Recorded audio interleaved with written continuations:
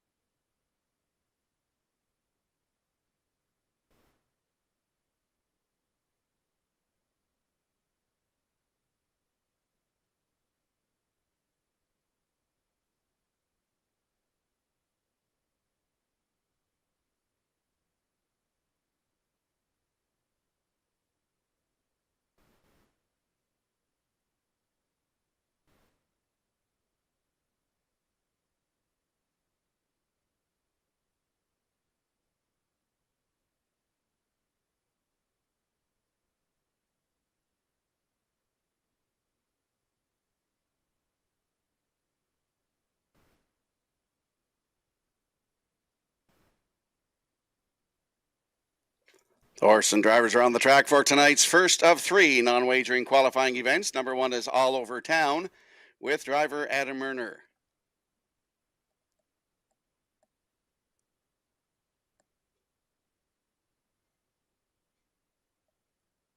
Number two is Sour Procera, the driver Kenny Murphy.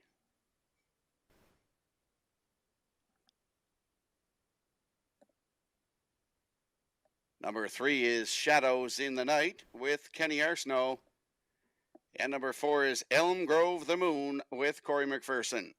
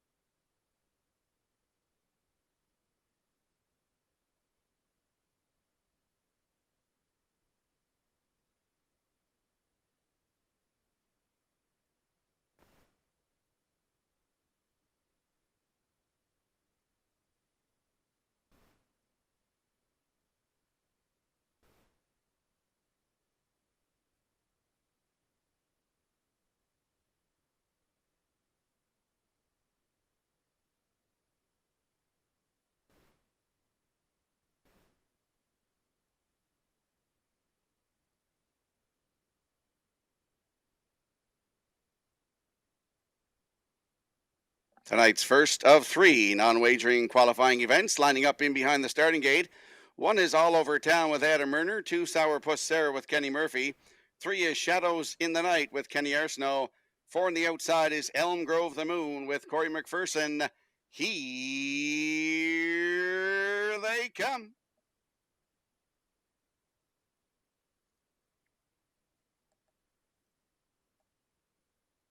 They're off and pacing, leaving the wire first. That is the four, Elm Grove the Moon. In between horses, that is Shadows in the Night.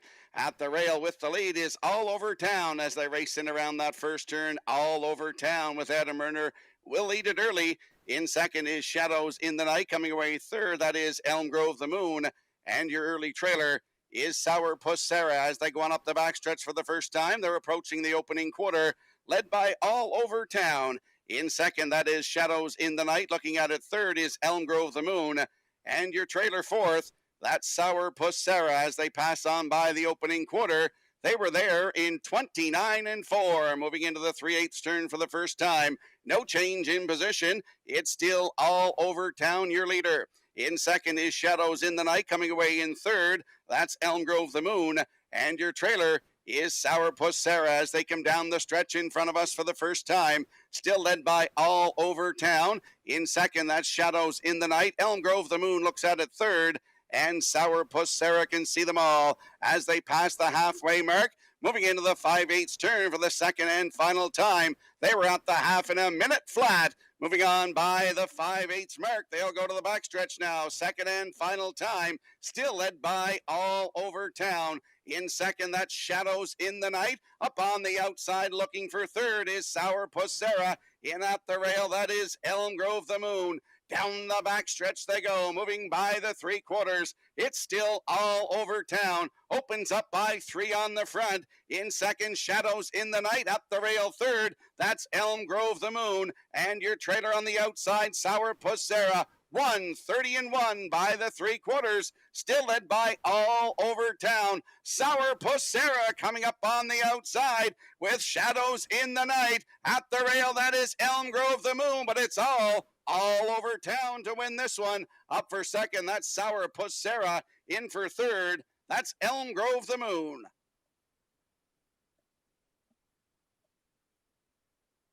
Time for the mile, 1:58-2.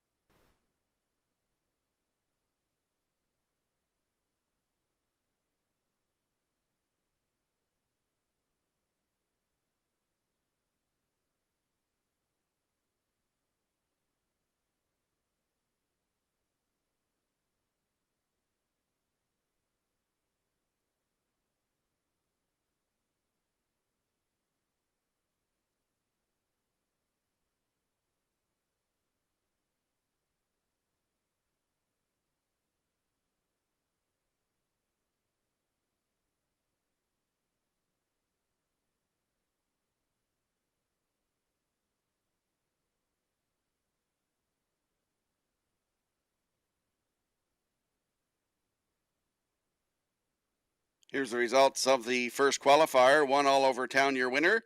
2 Sourpuss Sarah second. 3 Shadows in the Night 4. 4 Elm Grove the Moon was third.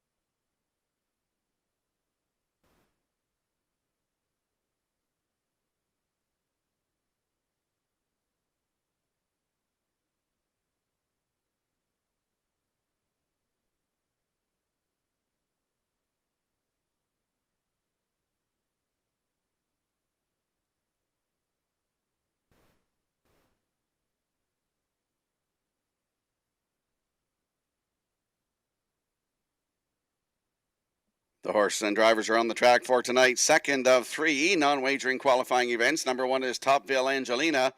The driver is Ronnie Matheson. Number two is Run for the Money. The driver, Gary Chappell.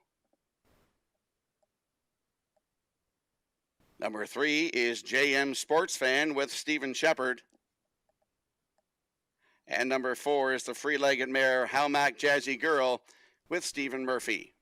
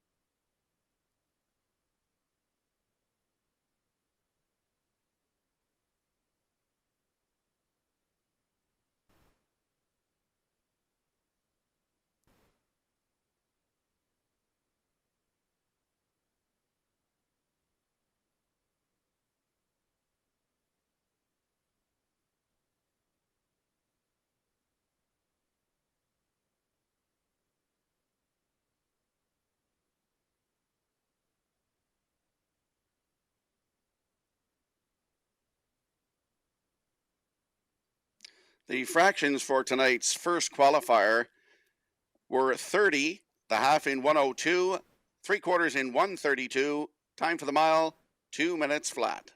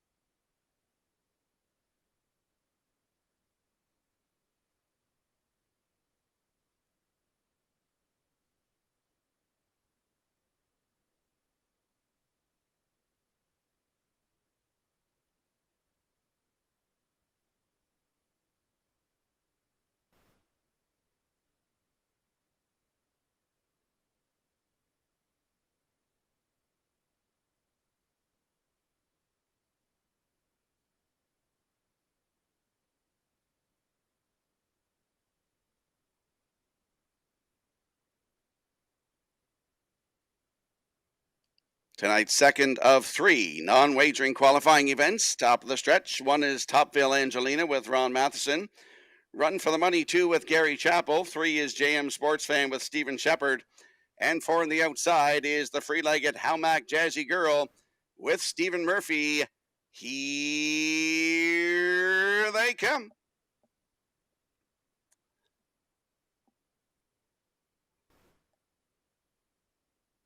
They're off and pacing. JM Sports Fan from the middle. First one off the gate for the lead as they race into the first turn. Run for the Money at the rail in second. At the rail in third is Topville Angelina. And How Mac Jazzy Girl is the early trailer as they race around the turn. They go to the backstretch for the first time. And JM Sports Fan and Stephen Shepard driving up to the lead as they go approach the opening quarter. In second is Run for the Money. Looking at it third, that's Topville Angelina.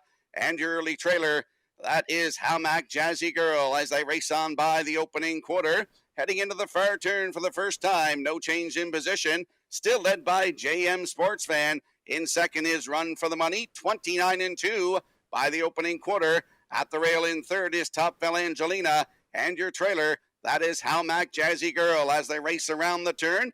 Down the stretch in front of us for the first time. No change in position. That is still JM Sports Fan out in front.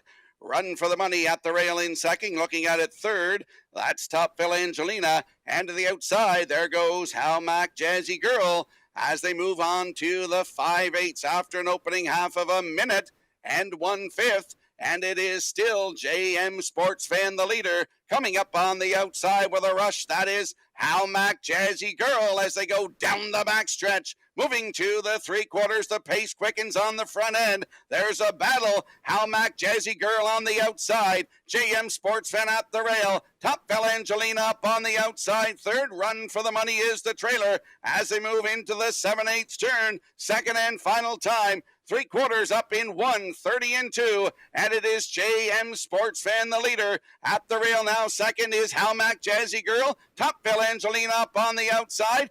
Ducking to the passing lane, that is Run for the Money. At the line, it is all JM Sports Fan to win it. Up for second, that is Hal Mac Jazzy Girl. Run for the Money hangs on for third.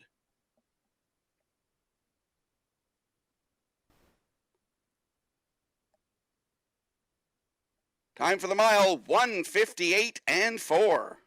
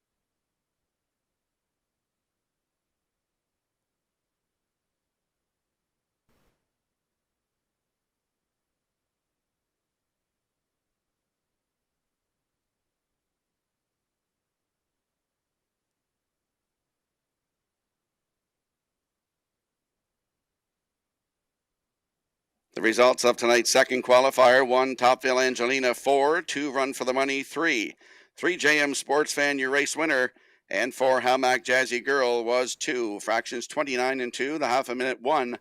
Three quarters in 1:30 and 2. Time for the mile, 1:58 and 4. Top down, 4-3-1-2.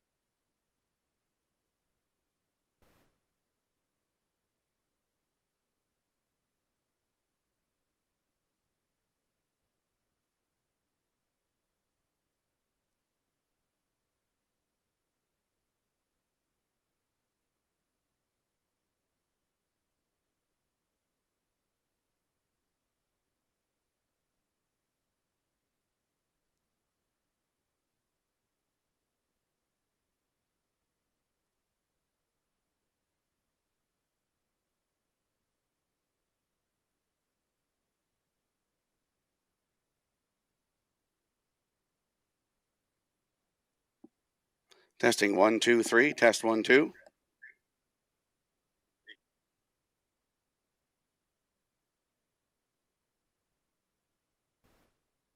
Testing 1 2 3. Test 1 2.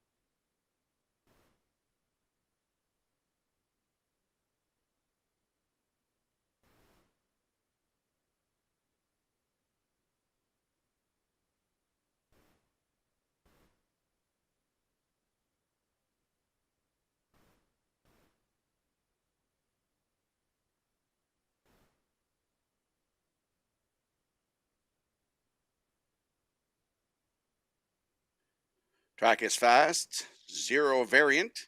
12 degrees out there tonight here at Red Shore, Charlottetown. Third and final qualifier on the track. Number 1 is Acrobat Hanover. The driver is Taylor Doyle.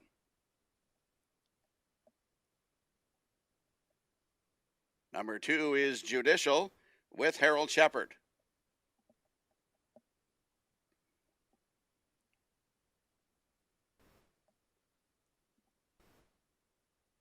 Number 3 is 3 Trick Gainer with Adam Murner, free-legged.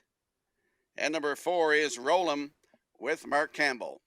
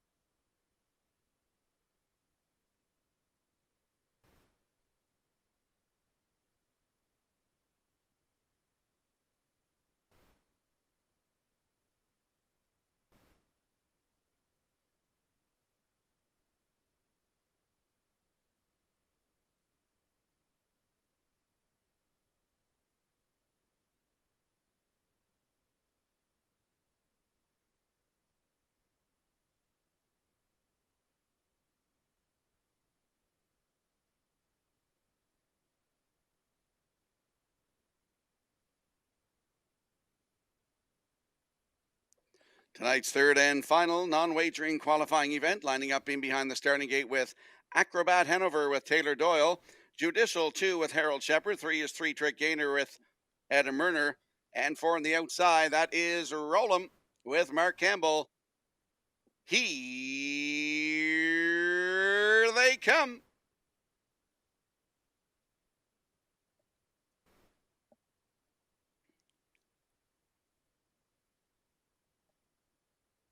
They're off and pacing with Roll'em looking for the lead and Judicial in the middle as they race into the first turn. Judicial comes out on top. In between horses, that is 3 Trick Gainer, and on the outside, that is Roll'em. 3 Trick Gainer has gone to a break as they go to the backstretch for the first time, and Roll'em is driving up on the outside for Mark Campbell, going to take the lead as they go to the opening quarter. Judicial will give way to set in second, Acrobat Hanover in their third, and trailing after a break is 3 Trick Gainer as they pass on by the opening quarter. No change in position. It is Roll'em and Mark Campbell on top. Judicial in second, Acrobat Hanover third, and 3 Trick Gainer is the trailer. 28-4 by the opening quarter. They swing off the 3/8 turn, and they'll come down the stretch for the first time approaching the half. It's Roll'em on top, Judicial in second, and Acrobat Hanover third. Way back, That is 3 Trick Gainer as they pass the halfway point. They're in front of us for the first time. It's still Roll 'em on top. In second, that is Judicial. Acrobat Hanover in their third as they pass on by the half. 59-4, moving into the 5/8 turn. Second and final time. They'll pick it up from here. It is Roll 'em on top and opening up on the field. Judicial in their second. Acrobat Hanover is third as they go down the backstretch. Moving to the 3/4. It's Roll 'em on top. Judicial in second. Acrobat Hanover is third as they pass on by the 3/4. It's Roll'em, Judicial, and Acrobat Hanover pass by the 3/4 heading into the 7/8 turn. 3/4 up in 129-3. Moving to the 7/8. It is Roll'em, Judicial, and Acrobat Hanover as they swing for home. Roll'em starts to open up on the front end. Judicial in their second. Acrobat Hanover third. Approaching the wire. It's all Roll'em to win it. Up for second is Judicial. Acrobat Hanover will be 3.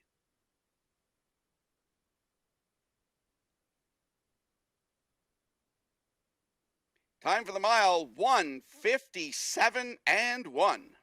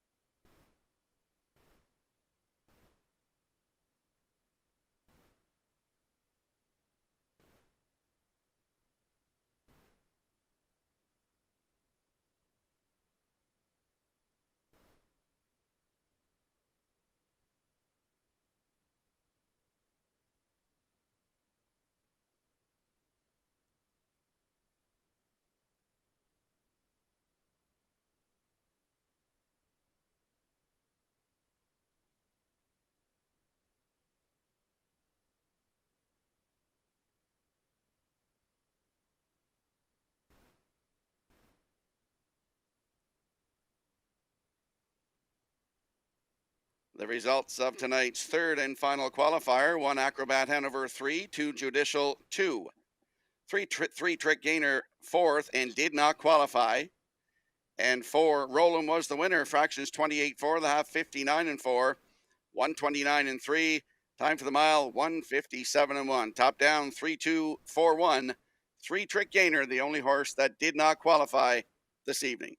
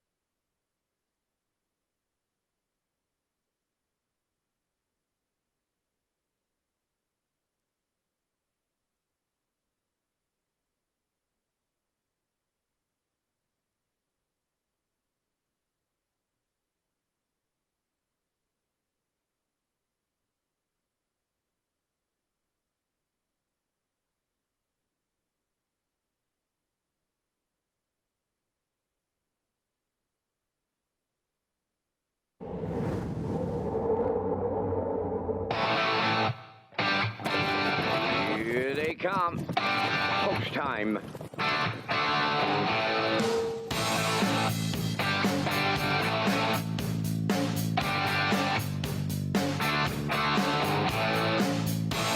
Deep stretch now. Shut the camera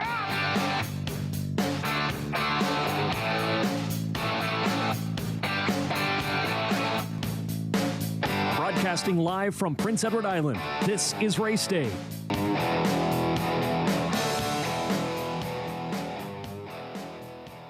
Good evening and welcome to Red Shores Racetrack and Casino here at the Charlottetown Driving Park on this sunny Thursday evening. It's about 12 degrees here in Charlottetown, but as you can see, that shot of the flags there, they were blowing pretty steady. So we got a breezy night ahead here for our Thursday night 10-pack. Hi everyone, it's Kurt Hughes here at the HBI broadcast desk. Good news though, that breeze will be on their back as they're coming down the stretch, so they're getting a little help from Mother Nature to finish their miles here tonight. As I mentioned, we have a 10-pack for you tonight, and our top trot comes up in race 8. It's a field of 8, and riding a 2-race win streak is Buckhead Ridge. He's drawn right in the middle of the gate for Mark Campbell out of the Landon Campbell stable. He's 2 for 2 here on PEI with a nice win last week in 56-4, so he will be the one to beat in that race. Also in that race is Baskin Robin on the rail, Jesse Jess or Jessica leaving 2. Glider Man from post 3, Final Text, another stablemate of Buckhead Ridge at a post 5. Barrio gets a call on that one. Curod from post 6. New Legacy from post 7, and Fight Songs back home will have post 8 for Jason Hughes. We remember Fight Song, he did quite well here last fall, reeled off a few wins in a row, so he'll be heard from in that 8th race. Should be a great card, but before we get to the action, we got to go upstairs for the program and equipment changes. Take it away, Vance. Thank you, Kurt, and good evening, ladies and gentlemen, and welcome to the Red Shores Racetrack and Casino at the Charlottetown Driving Park for tonight's racing program, event number 6 of the meeting. Fast track conditions, 12 degrees Celsius the temperature at this time in Charlottetown. The track condition is rated by the officiating members from the Atlantic Province's Harness Racing Commission. Tonight, the senior judge is Mr. Kent Butler. The associate judges are Mr. Ronnie Hennessy and Mr. Gary Devine. Now here, tonight's program and equipment changes. Not a lot to report on tonight's program. Go to race number 4. In the 4th race, number 1, Skip Across, will go from blinkers to blind bridle. That's the only change on tonight's racing program. Pari-Mutuel wickets open and selling 26 minutes before the first race. Post time set at 6 o'clock.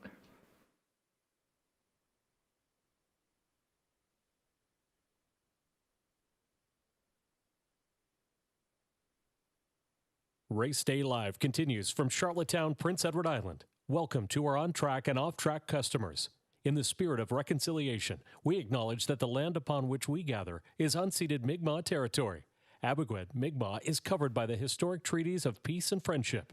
We pay our respects to the indigenous Mi'kmaq people who have occupied this island for over 12,000 years, past, present, and future. Ladies and gentlemen, please rise, if you are able, for the playing of our national anthem.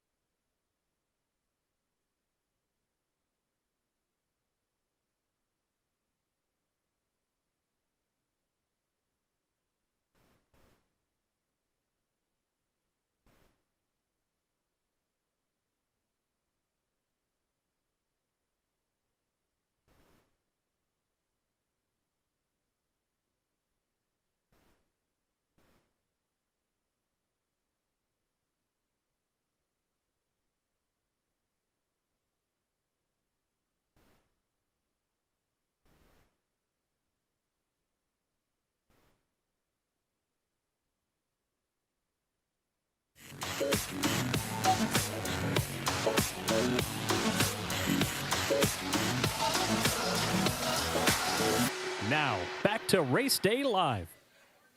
Good evening and welcome back to Red Shores Racetrack and Casino here at the Charlottetown Driving Park. We have a 10-dash card for you this evening. If you're just joining us, our top trot comes up in race 8. All eyes on Buckhead, Ridge, and Mark Campbell, who are riding a 2-race winning streak coming in to tonight's race. They are the morning line choice and will be tough to beat from post 4. Fight Song's back home, but he is the outside post 8 here tonight in that race. New Legacy, who's been runner-up the last 2 weeks, he is post 7, so it looks like Buckhead Ridge, it's his race to lose in there tonight, and hopefully he can make it 3 in a row. I like him on top. I do like New Legacy for second, and Fight Song for third. I'm at 4, 7, 8 in that 8th race, and we kick things off in race 1 tonight with the aisle pick 5. So let's take a look at my aisle pick 5 ticket to kick things off here in race number 1. I'm going to go with the 5 in the first leg. I like Wired Blue Chip and Harold Shepard out of the Earl Watts stable, coming off a nice second last time out, 58 and 4, 28 and 4 final panel. So I'm going to go with Wired Blue Chip in race number 1. Over in race number 2, going to go with Tall Dark Latte, another one that raced great last week, had a runner-up finish, sat in the 2-hole, finished second pacer mile in 56 flat. So that was a real good effort for Tall Dark Latte. Gets the pole position, so I like that filly to get the job done in race 2. And then over in race 3, going to go with the 5. Lorne Valley Barb had the front end last time out for Hughes. Just got collared late in the mile, ended up 3rd. But was race time to 57 and 3. Pretty nice trip, so I'm going to go with her on top in race 3. Over in race 4, I'm going to go with the 2, Carnival Heart. 3rd last time out from off the pace and paced her mile in 58 flat at this non-winners 1001 last 4. She has a good post here tonight, and so from post 2, I think Ryan can put her in play and get the win in race 4. And then I'm going to close it out in race 5 with the 1, Ashes. 2 Ashes. He had post 6 in his debut last week, and he came from off the pace. Looked like he might get the win at the top of the stretch, but he kind of hung late in the mile, ended up second to the Big Chase, who has post 5 in that race tonight, so he'll be tough as well. But I'm going to go with the horse on the rail, Ashes. 2 Ashes and Barrios. So I like a 5-1, 5-2-1 for my aisle pick 5 post time picks. That's Peter McPhee. He likes a 5-1-1-2-1. The classifier's choice is 5-1-5. 3-1. So good luck with your selections in the aisle pick 5. And as we go through the card tonight, we have a couple super high 5s coming up in race 5 and 10. And then our late pick 4 kicks off in race 7. That is a guaranteed pool of $1,000 and a low 15% takeout. And the aisle pick 5 has a $2,000 guaranteed pool, and again with a low 15% takeout. So good luck making your wagers here this evening. We are about 12 away from race 1.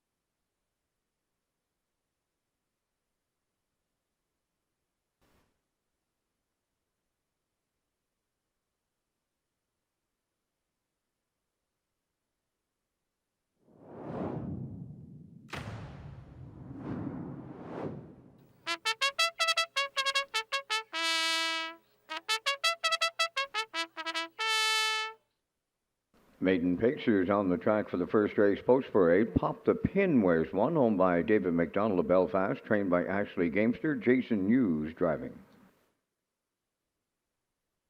The Last Artie, number 2, owned by Windermere Farms of Springvale, trained by Earl Watts. Tonight, Mark Campbell. Redland's First Flame, number 3, owned by Redland Farms of Bible Hill, Nova Scotia, trained and driven by Paul Angel. Fernhill Java, number 4, owned by Peter Smith, Don Smith, and Gerald Morrissey, trained by Tom Weatherby. Brody McPhee drives. Wire Blue Chip, number 5, owned by Mike Curry of Cardigan, Jerry McKinnon of St. Peter's Bay, trained by Earl Watts. Harold Shepard driving. Listen Linda Lou, number 6, Adam Murners in the driver's seat for owner-trainer Carson Wilkie, Stratford. 7 is Elegant Gal, owned by JD Racing Incorporated of Cornwall, Trainbannock Oaks. Norris Rogers drives. 5 minutes to post time.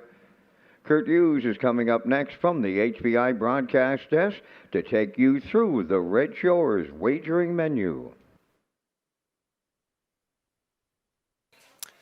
That's right, fans. Lots of ways to play the horses here tonight. We kick things off in race 1 with the Isle Pick 5, a guaranteed pool of $2,000, low 15% takeout on that pool. And then race 5, we have our early super high 5. And then the last 4 races, we have a $1,000 guaranteed late pick 4. That kicks off in race 7 tonight. And then in the last race of the night, race 10, we have a late super high 5.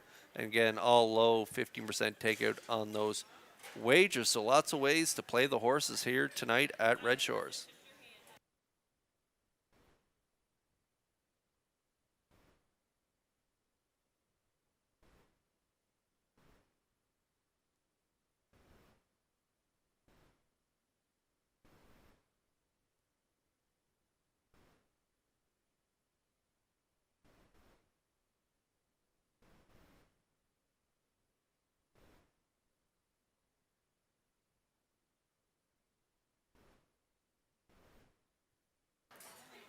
Race 1 starters are on track, and here's a look at my top selection for the opener, and I'm going to go with the 5 Wired Blue Chip, owned by Michael Curry and Jerry McKinnon. This is a 3-year-old daughter by Better's Delight of the Earl Watts stable. 1 second so far through 2 starts in her young sophomore season. She had post 4 last time out, got away in the 3-hole, ended up finishing second to a real good down by the east side. Closed it out 28-4 for a nice mile of 158-4. No down by the east side in here tonight, and so she looks like the best of this bunch. And from post 5, and Shepard and Watts are having a pretty good run of it right now, and so I think Wire Blue Chip and Shepard can get the job done here in the opener. 4-5 currently.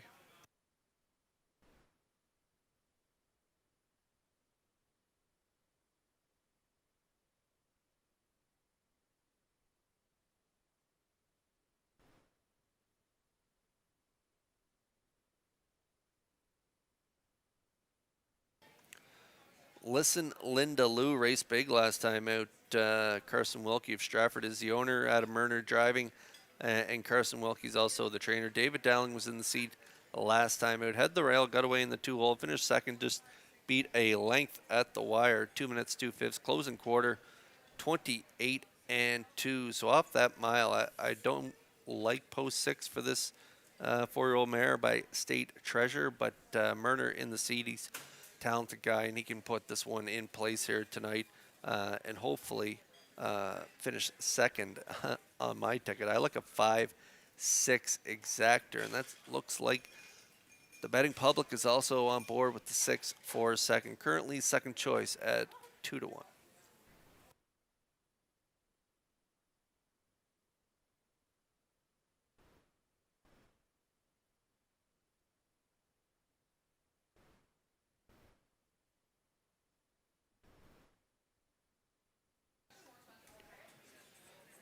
Second of 2 Watts entries in the field. The Last Artie. This one's owned by Windermere Farms, Springvale, also the breeder And Mark Campbell picks up the drive here. And this one paced her mile in 2:03 and 3 last time out, 29 and 2.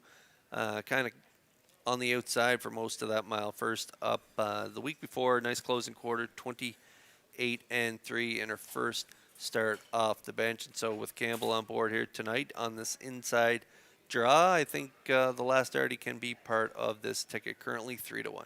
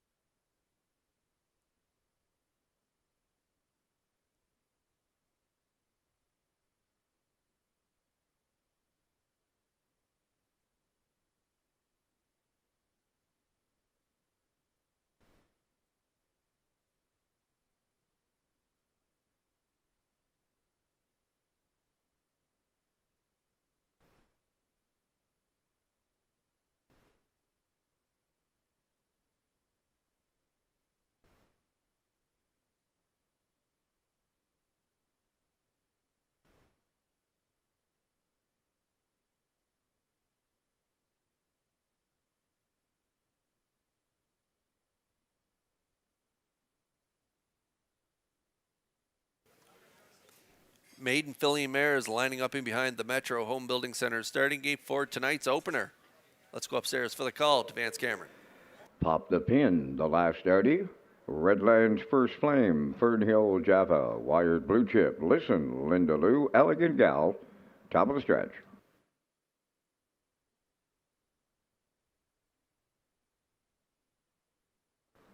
Ready for a start.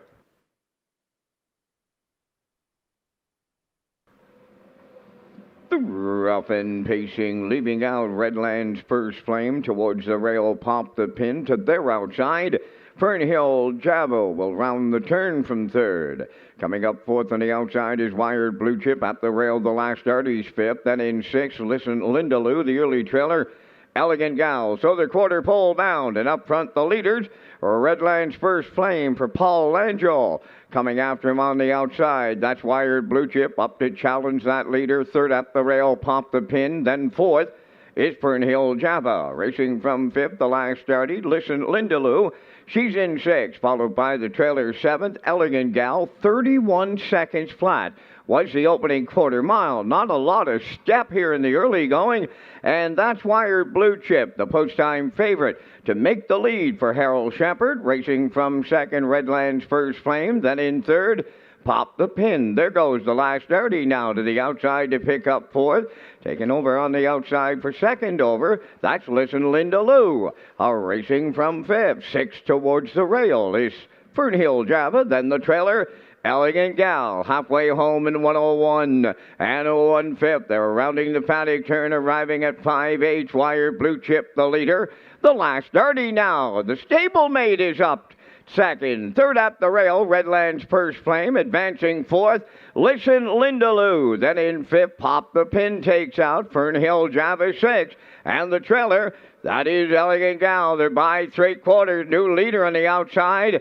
That's the last Darty, and Campbell late. Racing by 3/4 in 1:31 and 4. And they're turning for home. The last Darty is the leader. Wired Blue Chip is sent to the outside for the stretch drive. Listen, Linda Lou is third. They're in deep stretch now. And the last Darty almost there. Wired Blue Chip. The last Darty for Mark Campbell. With Wired Blue Chip, then Listen, Linda Lou. And the time for the mile in 2 minutes. 2:5.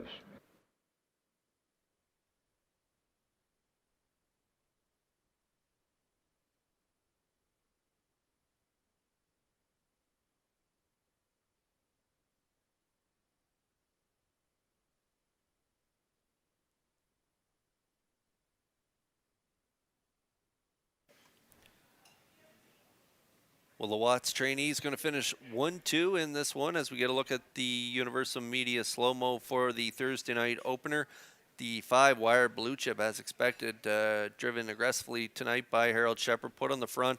Soft opening quarter, 31 flat, down to the half, 101, 131 and 4 to the 3 quarters. Really no pressure throughout the mile for Wire Blue Chip, and the stablemate came calling around the last turn, going to clear up to the lead. Wire Blue Chip going to take his shot again on the outside down the stretch, and these two fillies are going to battle right to the wire. Wire Blue Chip on the outside, the Last Artie on the inside, and Campbell and the Last Artie are going to fend off that late challenge from the 5.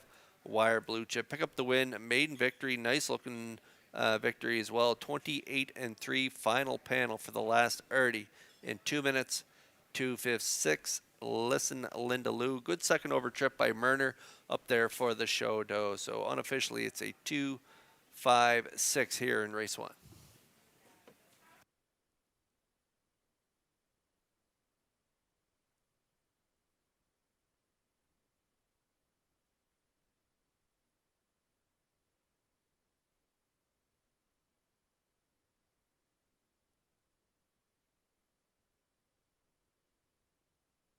The Last Artie.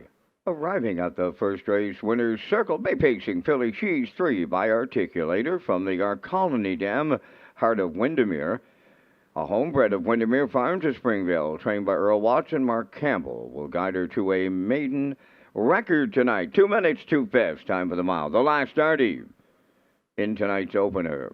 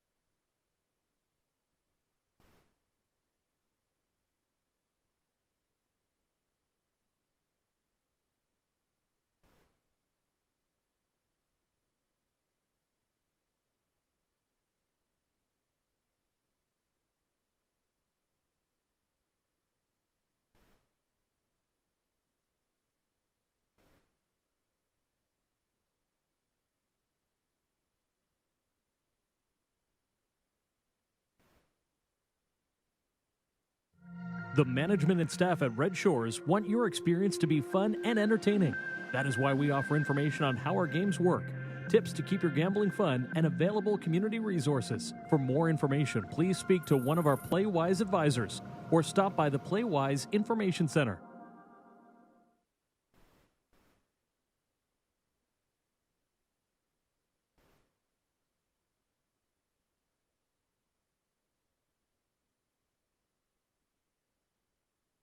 Here's the official results in the first race. Pop the Pin 5th. The Last Artie, the race winner. Redland's First Flame was 6th. Fernhill Java 4th. Wired Blue Chip was 2nd. Listen Linda Lou finished 3rd. Had Broken Equipment. Elegant Gal was 7th. Fractions 31, 101 and 1. 131 and 4. The mile timed in 2 minutes and 2/5. In review, 516, 4237. The Last Artie paid $9.20 to win. Exactor 1910, Triactor 3930, Superfactor 1168.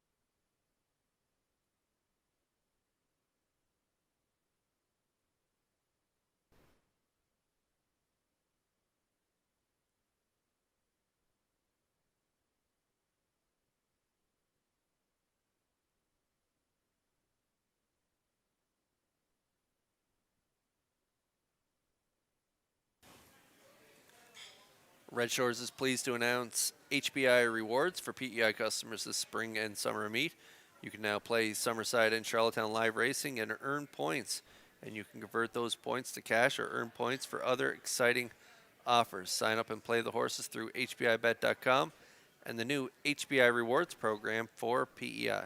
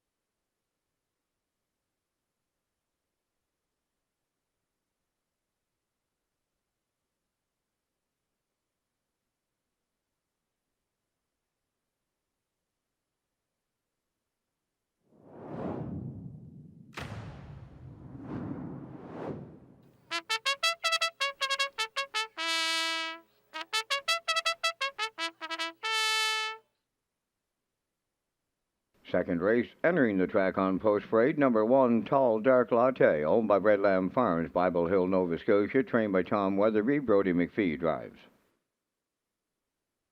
2 is Maya, owned by Brittany Watts of Springvale, trained and driven by Adam Murner. 3, Dollywood, Mark Bradley drives for owner-trainer Paul Doyle, Charlottetown.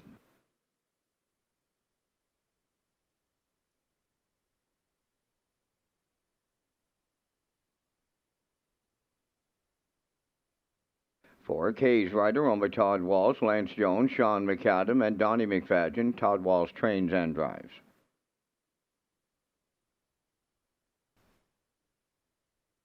Sahara Sunshine, number 5, owned by Claire Murphy, Daryl Murphy, and Cindy McLean, trained by Jennifer Doyle, David Dowling. 5 minutes to post time. Back to Kurt with details on the Red Shores early and late Super High 5. That's right, Vance. The Super High 5, the early one comes up in race 5 tonight, the low 15% takeout. And then in the final race of the night, we have our late Super High 5. And again, low 15% takeout on those wagers. So they come up in races 5 and 10 tonight.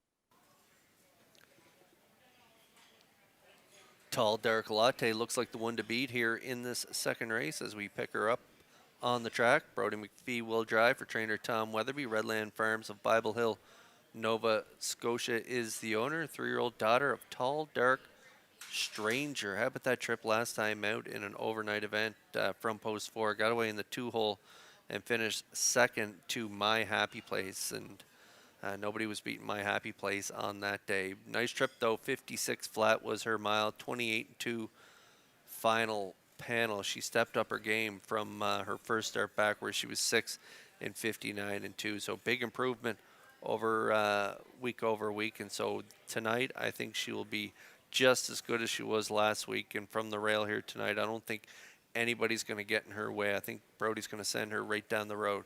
Currently 1-5.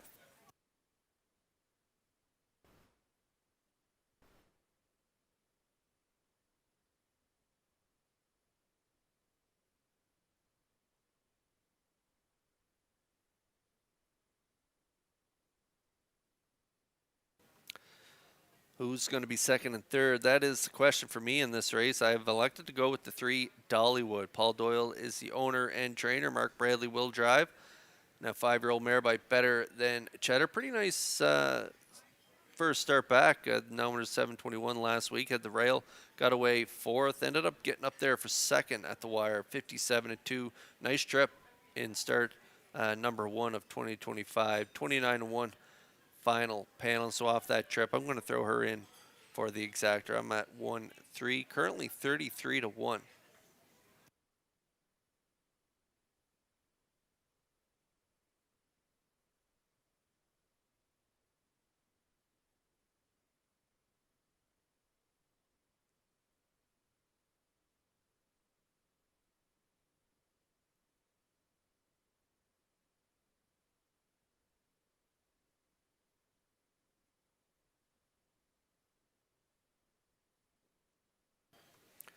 And to round out my triactor ticket, I'm going to throw in Kay's Rider. Todd Walsh is the driver trainer, and he's also the co-owner along with Lance Jones, Sean McAdam, and Donnie McFedge. And if you look back in 2024, pretty good run there of picking up checks week after week, and some nice trips too. 57-3 there, 27-4 final panel, but then stopped racing there in August. So made her first start back, a little rust, I would say, last week from post 5. Got away 6, ended up 6. Race time to 58-1. Pretty nice trip. 29-3 final panel. Pretty good group here where she could maybe contend for a top 3 finish. Currently long odds at 42-1.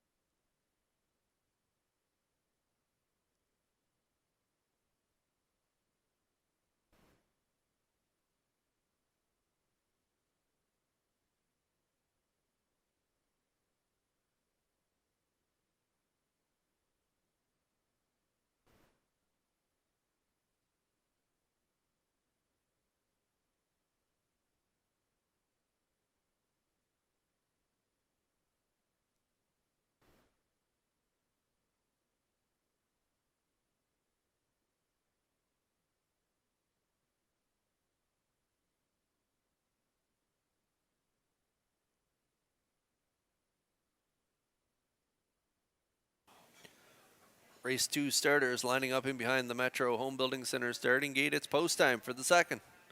Let's go back upstairs for the call to track announcer Vance Cameron. Tall Dark Latte, Maya Dollywood, Kay's Rider, and Sahara's Sunshine Compact field of 5 here in the second.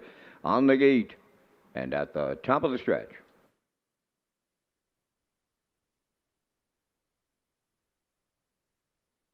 Now approaching a start.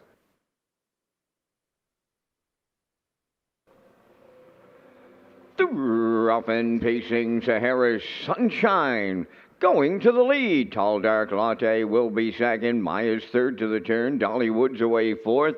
Kay's Rider towards the rail will trail as they arrive at the eighth pole. That'll be Sahara Sunshine in line to David Dowling, opening by 3. All alone in second, Tall Dark Latte. Back into third, that's Maya. Fourth on the cones is Dollywood. The trailer fifth. Kay's Rider, they're over to the first quarter mile, and Sahara Sunshine freewheeling on the lead here with Dowling. 27-4. Didn't see that one coming, folks. Boom! Just like that, the fired-up leader is Sahara Sunshine. The lead down to 2, closing up second. That's Tall Dark Latte. Then in third, Maya racing from fourth. Dollywood and Kay's Rider fifth. At the midway point, led by Sahara Sunshine. Tracking second, Tall Dark Latte. Maya has closed up from third. Dollywood has fourth. Kay's Rider fifth. 56-4, sitting up on a Thursday night at the driving park. Sahara Sunshine will lead them to the back stretch. Second is Tall Dark Latte. Then in third, Maya. Fourth is Dollywood in the trailer. Kay's Rider. We've had no movement here, and they're arriving at 3/4 next. Sahara Sunshine getting them there. Tall Dark Latte, that 1-9 chalk, tracking in the 2-hole. The 3/4 stripped in 1. 26-4 as they round that top turn for the final time with an eighth of a mile left to go. Sahara Sunshine turning home. Tall Dark Latte to the outside. Mile on the rail third, and they're in deep. Stretch now. Tall Dark Latte gets up to win for Brody McPhee. Maya comes on for second. Sahara Sunshine is third. And the time for the mile, 1:56 flat.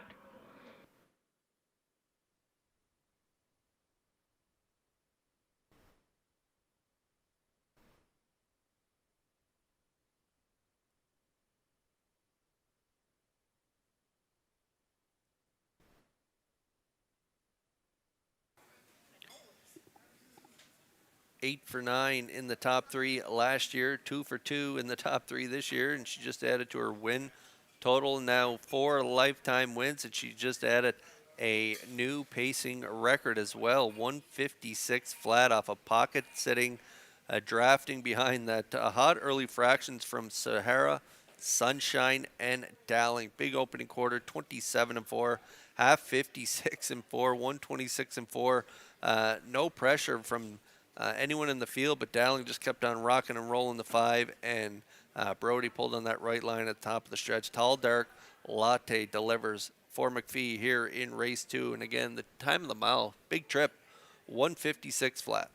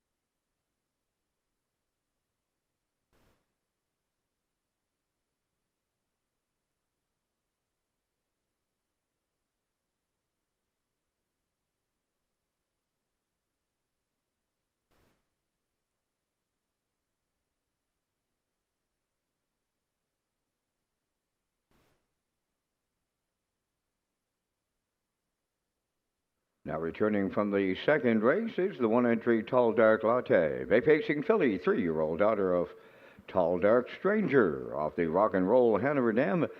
Out of This World, owned by Redland Farms of Bible Hill, Nova Scotia, bred by Walridge Farm Incorporated and Sherry Myers. Trained by Tommy Weatherby, Brody McPhee guides her to a new record tonight of 156. Tall Dark Latte in the second.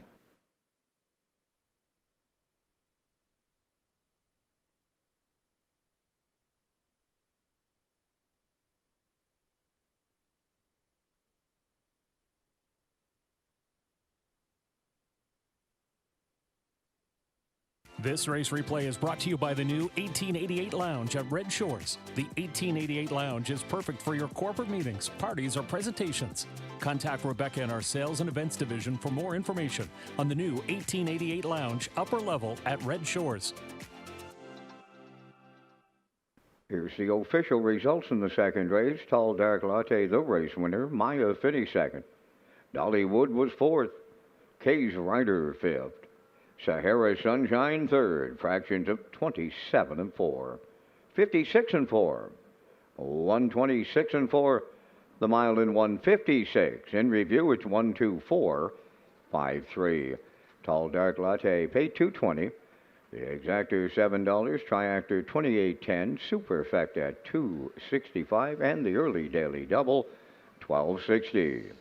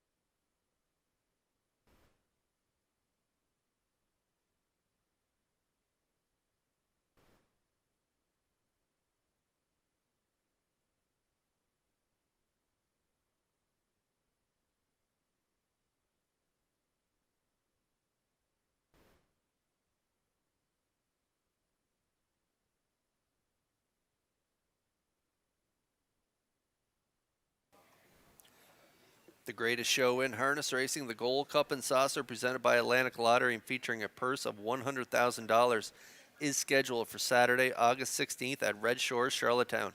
This year, all of the Gold Cup trials will be on one day, Saturday, August 9th, with a 4 p.m. post time. For more details on Gold Cup and Saucer 66, please visit Redshores.ca.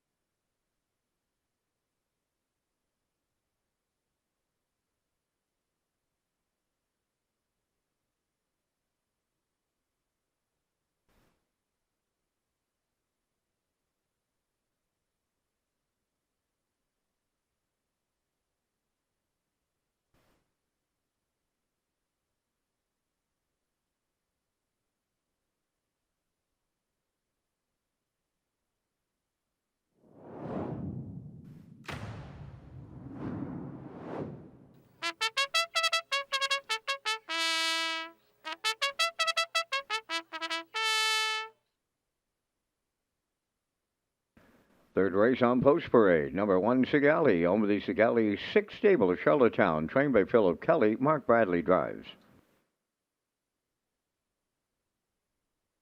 Stealing Base is 2, owned by Jack Matheson of Charlottetown, trained by Jackie Matheson, David Dowling. Royals Alley 3 is owned and trained by Ryan Doucette of South Rustico. Kenny Murphy drives. 4 is Elm Grove Misty. Dave Kelly training and driving for owner Charlene Cipher, Springvale. Lorne Valley Barb number 5, owned by Barry McLeod of Cardigan, trained by Miles Heffernan Jr., Miles Sr. That Miles Heffernan Jr. will drive. Silly Amos is 6, owned by David Kent of North Rustico, for trainer-driver Kenny Arsenault. 5 minutes to post time. Kurt is next with information on the McDonald Family Pace coming to Red Shores, Charlottetown. The McDonald Family Pace is scheduled for Friday, August 8th at Red Shores, Charlottetown. The race is open to 2-year-old pacing fillies that are 100% owned by PEI residents at the time of nomination, declaration, and for the duration of the event, and that are not maritime sired or not maritime foaled. The nomination fee is $100, and it's due Thursday, May 29th, 2025.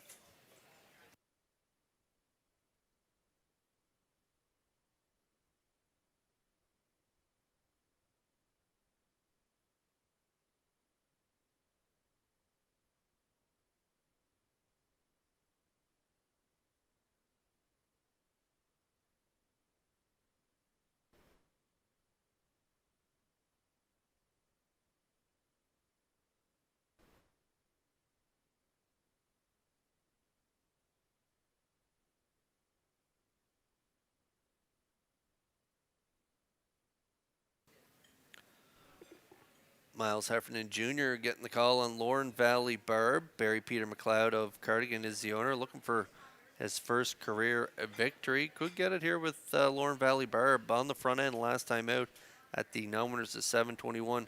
Last 4, Hughes was in the seat, put up pretty big fractions, half 57, 3/4 127 and 3, and just faded late in the mile. Ended up third, just beat a length and 3/4 at the finish. Race timed in 57 and 3. Post 5 here tonight for Heffernan.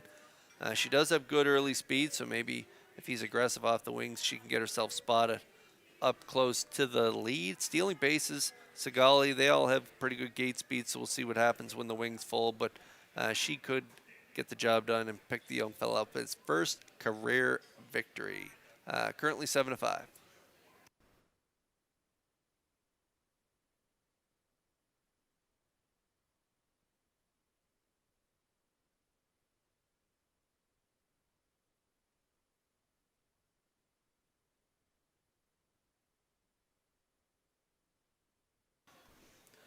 Okay, there's the 6, Silly Amos, owned by David Kent. He's also the breeder. Kenny Arsenault, the trainer and driver. This is one of my favorite overnight mares here at Red Shores. She was 17 for 34 in the top 3 last year, mark of 57, a little over 12,000 made last year.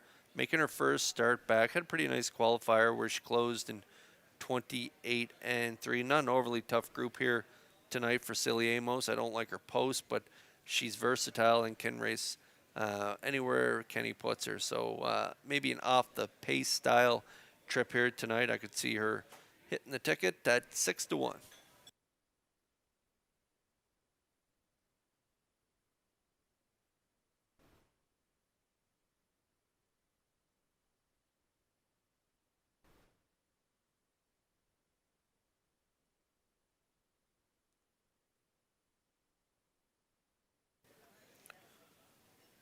Royals Alley, owned by Ryan Doucette. He's also the trainer and breeder, and Kenny Murphy, regular pilot, on board here tonight. Looked pretty good in her first start back there, 4th and 59 flat. If you look over their lines from last year, 1 win, 6 seconds, and 9 thirds. That's 15 combined second and thirds, just 1 win. So top 3 percentage, pretty good on this one. So I'm going to throw her in there for third. She's a great starting spot from post 3 with Murphy on board. Currently 4-1.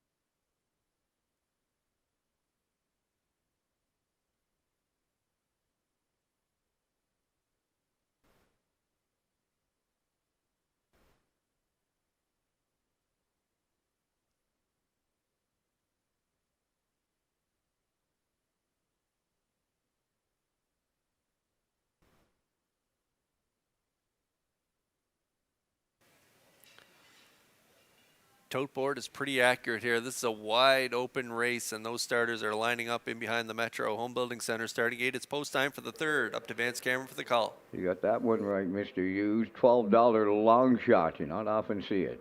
Here in the third, Sigali stealing bases, Royale Alley, Grove Mystery, Lorne Valley Barb, Silly Amos. Top of the stretch. Here they come. Rough and pacing along the rail, Sigali is going to be handed the lead here into the turn. Stealing bases, the only one that left a little with her, will get second, then racing third, Royale Alley from the outside. Fourth is Lorne Valley Barb. Towards the rail and racing fifth is Grove Misty, and Silly Amos is the trailer. On the backstretch they go, and they're about to be in programmed order here in the early going. As they move to the opening quarter, Sigali out in front for Mark Bradley. Two-hole ride goes to Stealing Bases. Then into the turn third, Royale's Alley. Fourth is Grove Misty. Then fifth is Lorne Valley Barb. And the trailer, Silly Amos. 29-2 was the front quarter. They're in straight alignment as they pass on the 3/8 pole, led by Sigali. Racing from second is Stealing Bases. Royale's Alley continues third, followed by Grove Misty fourth. That's Lorne Valley Barb fifth, and the trailer is Silly Amos. Halfway home, led by Sigali. Then second, Stealing Bases. Third into the turn, Royale's Alley. They were at that opening half mile in 58-4. Consecutive 29 2/4 with 3/8 left to go. Sigali will take him up the backstretch en route to 3/4. Stealing Bases second, coming from the backfield.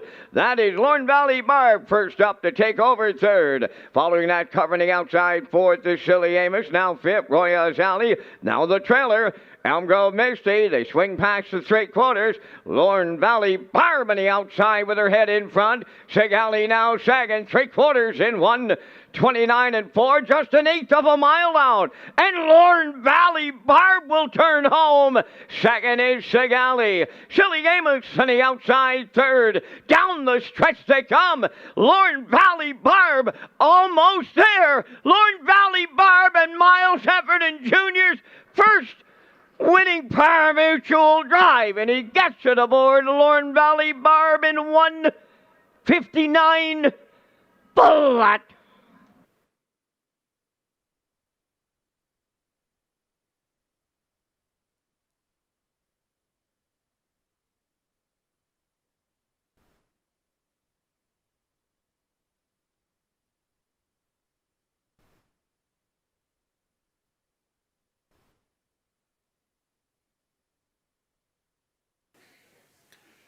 Perfect steer from young Miles Jr. in here. He left out, tried to find himself a seat early, but had to take back into the 5-hole as Sigali and Mark Bradley wanted to cut it through fractions of 29 2, half 58-4, and that's when Miles put Lorne Valley Barb in play up the backstretch past 5/8, 3/4, 129-4. They were starting to get a little tired up front, and Lorne Valley Barb and Heffernan Jr. are going to go right on by in deep stretch and pick up his first winning pari-mutuel drive here, and he did it pretty slick fashion too. Great drive by Miles here with the win with Lorne Valley Barb. Nice trip too, 1:59 flat. In for second is Silly Amos, and in for third is David Dowling and Stealing Bases. So 5-6-2 unofficially here in race 3. Congrats to Miles as he picks up win number 1 of his career.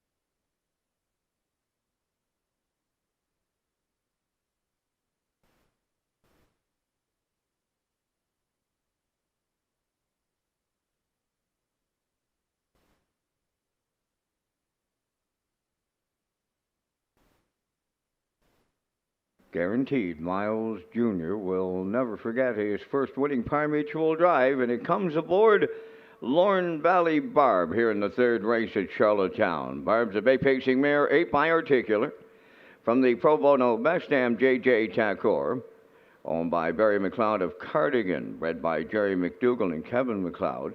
Miles Heffernan Jr. does the training and the driving for his first pari-mutuel winning drive, the mile 159.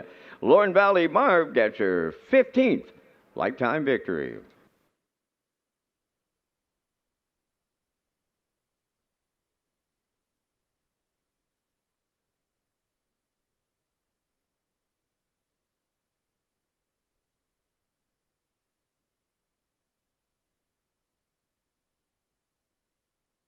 This race replay is brought to you by Symes Horse Transport. Based in Nova Scotia and with over 20 years of experience, Chucky Symes would welcome the opportunity to transport your horses when you need them moved. Operating 2 rigs, Symes Horse Transport offers safe, feasible, and timely trucking in Canada and the U.S. Symes Horse Transport is a commercially covered horse carrier. They also buy and sell horses. To book a stall and to get a quote, call or text 902-664-7086 or email st.symes@gmail.com. Good luck racing. Here's the official results from the third race. Sigali finished 5th. Stealing Bases 3rd. Royals Alley 4th. Elm Grove Misty 6th. Lorne Valley Barb, the race winner. Silly Amos finished 2nd. They went 29-2, 58-4, 129-4, and the mile in 159. In review, 534, 612. Lorne Valley Barb paid $410. The exactor 30.40, triactor 199.20, superfecta 33.44.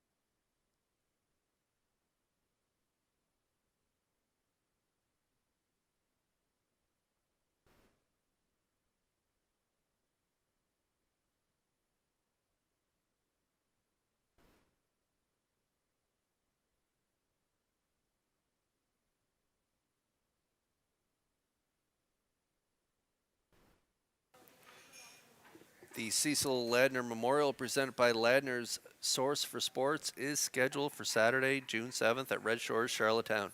The Cecil Ladner Memorial is the first event in the Atlantic Invitational Series on the road to the Premier's Cup and will feature some of the top horses in the Maritimes. For a schedule of the Atlantic Invitational Series race dates, go to peiharnessracing.ca.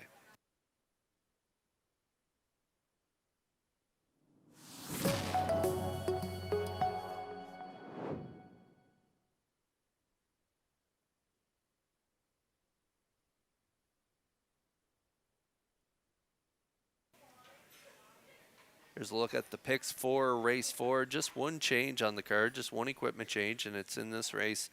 Race 4, the 1 skip across going from blinkers to blind. So the 1 making a bridle change going from blinkers to blind bridle. I'm at 2-4-3 in here. Post time picks, that's Peter McPhee. He looks at 2-3-5, and the classifier's choice is 3-5-2.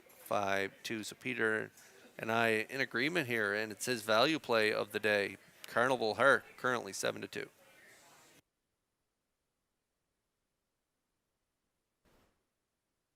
Fourth race on post parade. Skip across one on Tara Harper, Ryan Wilkie, and Stanley Harper Jr. Stanley does the training. Jason Hughes drives.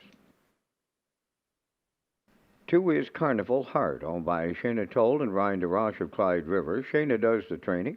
Ryan drives. Lady Lemurai, number 3, owned by Marcia Knox of Stanhope, trained and driven by Adam Murner.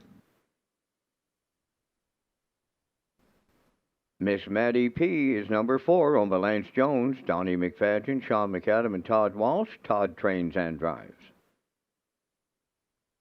5, Harligan Romance, Corey McPherson, training and driving for owner Mark Ramsey, Middle Sackville, Nova Scotia.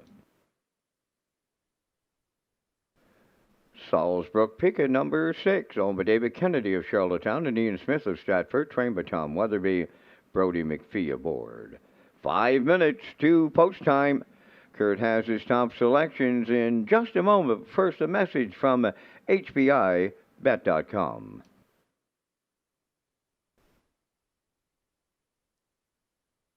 Love horse racing? HPIBet.com is Canada's leader in online horse betting. Access thousands of live races from hundreds of tracks worldwide instantly. Enjoy the most advanced betting tools like AI Smart Picks and exclusive cashback rewards you won't get anywhere else. Join today and get up to $100 in free bets. Get the ultimate horse betting experience with HPIBet.com.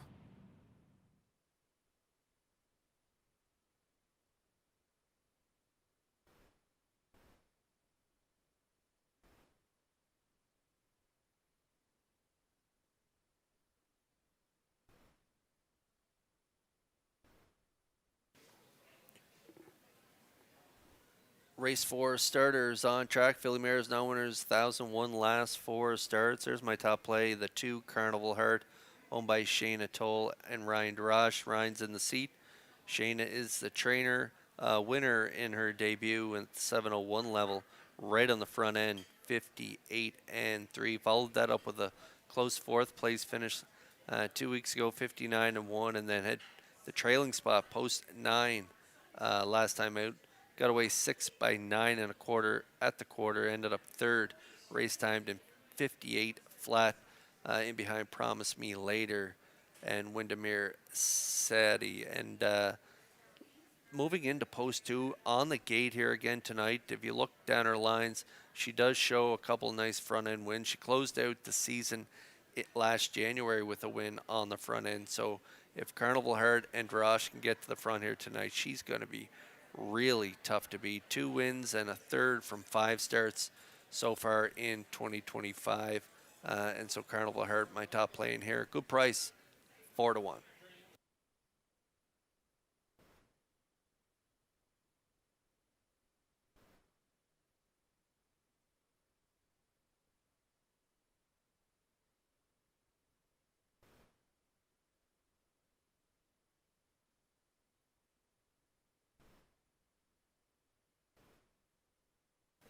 Miss Maddie P, the 4, Todd Walsh trains and drives. Lance Jones, Donnie McFadden, Sean McAdam share ownership with Todd on this 5-year-old mare by Fear the Dragon, a winner from a 2-hole trip 2 weeks ago, 2 minutes 3/5. Jumped up to this level last time out. Had post 2, got away 3rd, ended up 5th by 10. Promise Me Later was just huge on that night, winning in 56-1. Race timed 58-1 for Miss Maddie P. Good post here tonight. Post 4, compact field of 6. I could see her hitting the ticket in here. I got her for 2nd on my ticket. I'm at 2-4 for the exactor, and you're getting 5-1 on the nose for Miss Maddie P.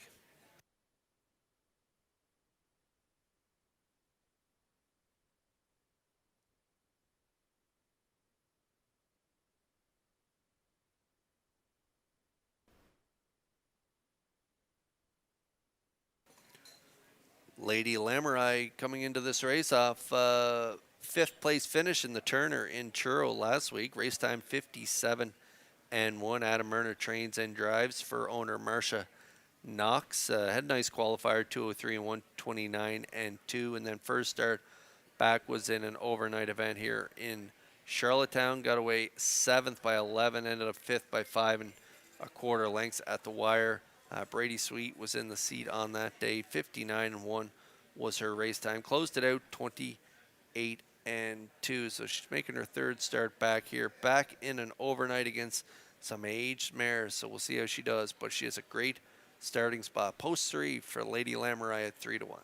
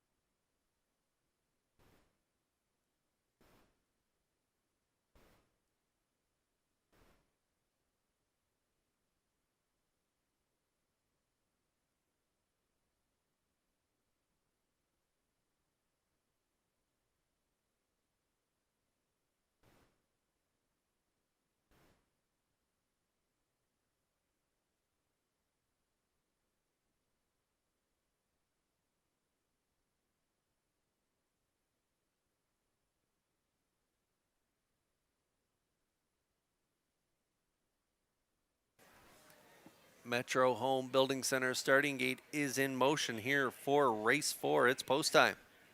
Let's go upstairs for the call to track announcer Vance Cameron. Skip across Carnival Heart, Lady Lamurai, Miss Maddie P, Harligan Romance, Salisbrook Pickett. They were in the hands of the Red Shores starter Jeff McDonald in the 4th. Top of the stretch.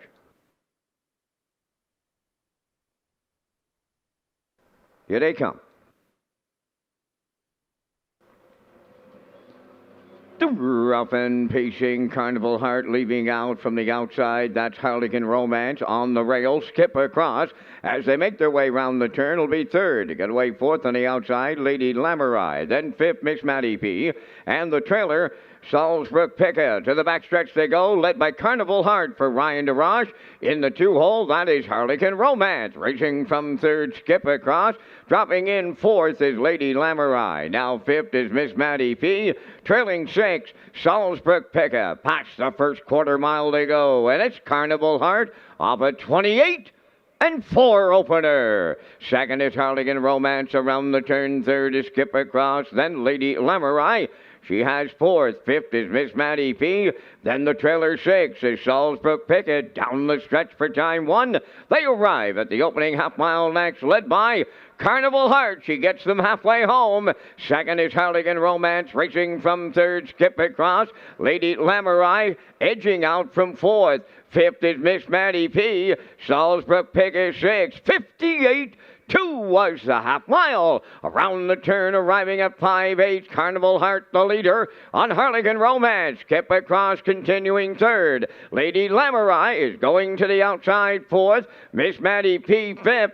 Salzbrook Pickett is the sixth one. Over to 3/4 and a 2-length leader is Carnival Heart. Lady Lamorai is taken over second. Harlequin Romance riding the rail third. Skip Across fourth. 3/4 and 1:27 and 4. Just an eighth of a mile left to go. Carnival Heart looking to take them all the way tonight. Harlequin Romance reclaims second. Skip Across up the inside third. On the wire next, it's Carnival Heart all the way for Ryan DeRoche. 3 of them are across the track in a place picture. And the time for the mile, 1:56.3.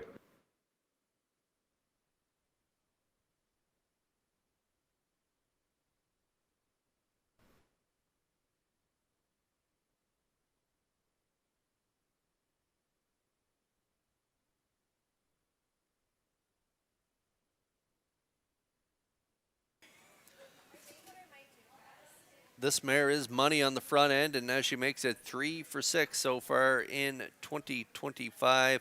Post 2 here tonight, and she was able to get to the front. Carnival Heart and DeRoche set up shop 28 and 4. A nice breather there in the second quarter, half 58 and 2. They kicked it up a notch in the third quarter, 127 and 4, and sitting chilly down the lane. DeRoche got the lean on. Carnival Heart, a jog burger here in race 4. Time of the mile, 1:56 and 3. That's a new season's best for Carnival Heart as they deliver as the value play of the day.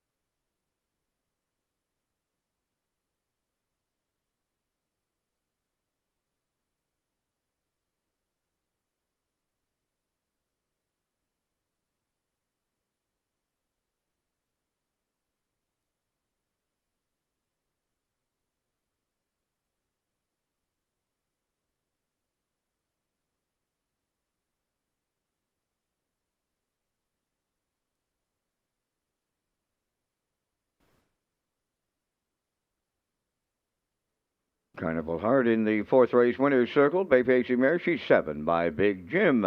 Off the Yankee Cruiser Dam, Yankee Licious. Home by Shayna Toll and Ryan DeRoche of Clyde River. Bred by Dr. Terry Fried of Bright, Ontario. Trained by Shayna Toll. Ryan DeRoche in the driver's seat. Put her on top at every call tonight. Excellent trip. 1:56 and 3. Carnival Heart wires the fourth.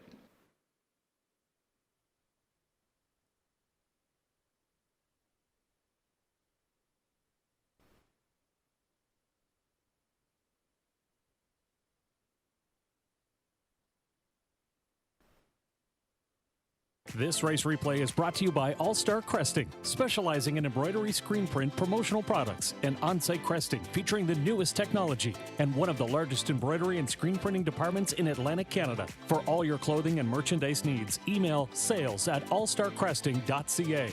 At All Star Cresting, we got you covered. Here's the official results from the fourth race. Skip Across fourth. Carnival Heart the race winner. Lady Lamorai was third. Miss Maddie P. fifth. Harlequin Romance finished second. Salzbrook Picker was sixth. Fractions of 28 and 4. 58 and 2. 127 and 4. And the mile in 1:56 and 3. In review, 4:13, 5:26. Carnival Heart paid $5.40. The Exactor $10.80. Triactor $30.90. And the Superfecta $14.34.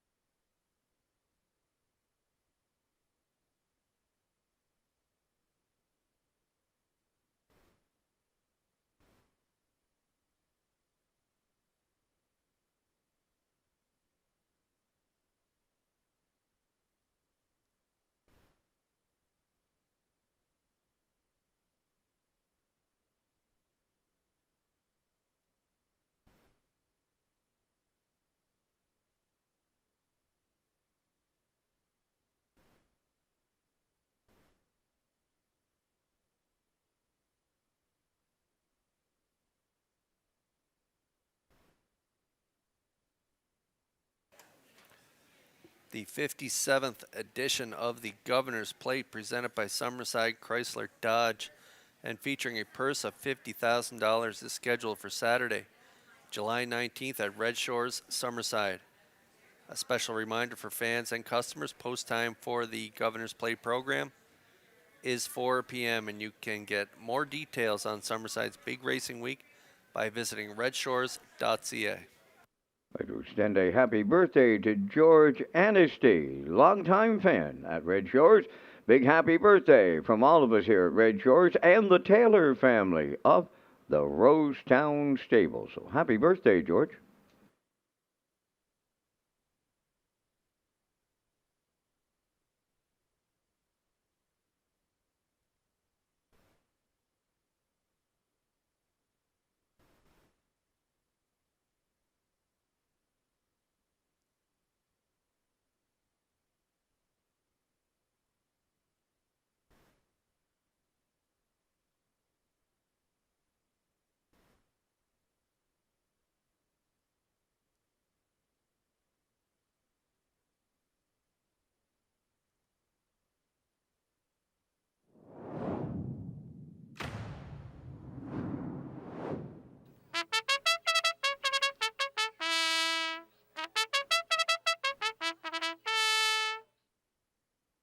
Race 5 featuring the Super High Five. Set for post parade, Ashes to Ashes #1 on Belinda Summers, Tracy Conway, and Lynn Livingstone. Trained by Ron Matheson, Gilberto drives. Popularity #2, owned by Maddie and Liam Myers of Stratford, trained by Lenny Myers, Mark Campbell up. 3, Century Invictus, owned by Matty Rogers of Summerside, trained by Nick Oakes, Norris Rogers driving. Redland Samson 4, owned by Roderick Gillis, Donnie Smith, Paul Hogan, and Troy Cudmore, trained by Cliff Murphy, Kenny Murphy drives. 5 is the Big Chase, owned by Ian and Kenneth McKinnon and Sonny McDougall of Nova Scotia. Luke Burke does the conditioning, driven by Corey McPherson. Just Call Me Doc 6, owned by Douglas and David Neal, Keith Ford and Ben Matheson. Keith Ford trains and drives. George's Credit #7, Mark Bradley's in the driver's seat for owner-trainer Philip Kelly, North Wilshire. 8 is Grand Ab Legend, owned by Thane and Jack Arsenault, Deborah Wilson and Barry McLeod, trained by Thane Arsenault. Miles Heffernan Sr. drives. 4 minutes to post time, and Kurt, you and I are coming up with our selections in the first Super High Five on this Thursday night here in Charlottetown. And again, we thank our friends at Results Marketing and Advertising and their continued presentation of the Vance Cam. I'm off to the rail in here, Kirk. Going to go to that veteran pacer, Ashes to Ashes, just a quarter of a length short. His last time around to finish a bang-up deuce, pacing in 58-1. Give him the rail, give him Barrio. That's enough for me to put him on top. I like the 5, the Big Chase. He's coming off a win his last time around. I'll use 3, Century Invictus. And that horse gave Maddie Rogers her first win as an owner the last time around at Summerside. Throw in 4, Redland Samson for 4th, and I'll use a 6, Just Call Me Doc, to complete my Super High Five. It's 1, 5, 3, 4, 6 from the booth. Kurt, your choices. I'm with you with the first 2. I like the 1 and 5 as well. Ashes to Ashes gets the inside this week. The Big Chase is on the outside, so they kind of pretty much swap positions. The Big Chase was a winner on the front end from the rail last week. Ashes to Ashes couldn't reel him in, so I think today the tables will be turned. Ashes to Ashes on top, the Big Chase second. I'm going to throw in the 4, Redland Samson, charging hard at the wire last week. 28-4 final panel. Only ended up finishing 5th on that day, just too far out of it from post 7. It's getting a little post relief, and I think that will help Redland Samson, so I'm putting him in for 3rd. I like the 6, Just Call Me Doc, for 4th, and the 2, Poplar Artie. Going to throw in Poplar Artie and Campbell from that inside post for 5th. So I'm at 1, 5, 4, 6, 2. Vance Cameron looks at 1, 5, 3, 4, 6. So good luck with your selections here in race number 5.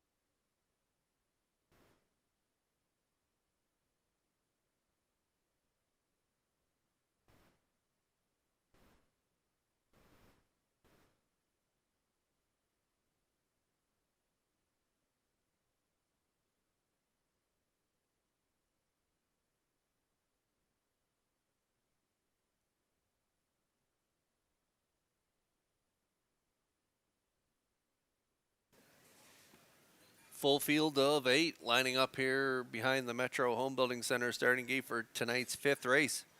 Back up to Vance Cameron for the call. Ashes to Ashes, Popularity, Century Invictus.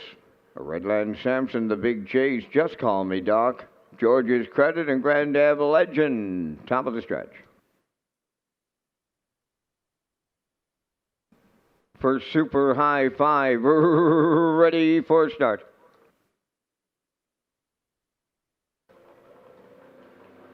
Up and pacing the Big Chase, Century Invictus, and Ashes to Ashes along the rail. Right with them, Popularity as they round the turn. Going to the 8th pole. Redland Sampson away 5th with Just Call Me Doc 6th. 7th, George's Credit. Early trailer, Grand Ave Legend up the backstretch for time 1. Here comes the Big Chase for Corey McPherson to take over the lead. Ashes to Ashes second. Imperio's going to right line him here as they arrive at the opening quarter. Ashes to Ashes, the post-time favorite, takes over. Now the Big Chase second, racing third, Popularity, 4th, Century Invictus, Redland Sampson 5th.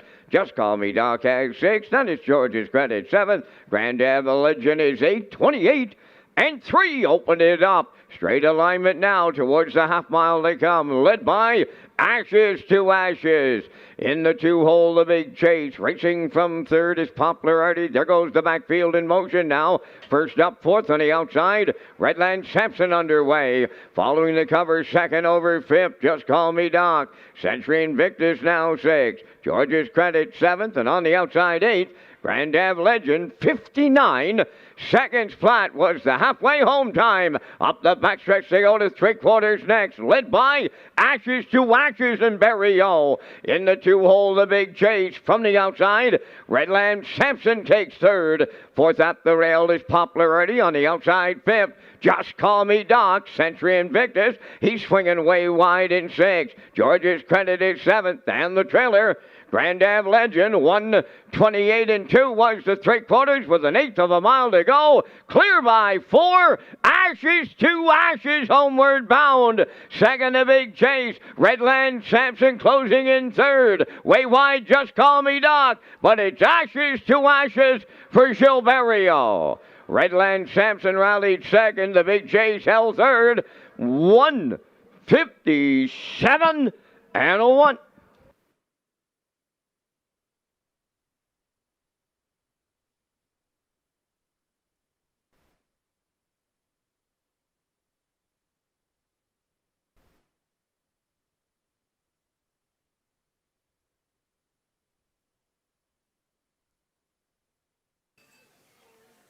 My 15462 Super High Five looking pretty good at 3/4 pole, but no, did not look very good at the finish. Ashes to Ashes uses the rail to his advantage. A little give and go early with the Big Chase.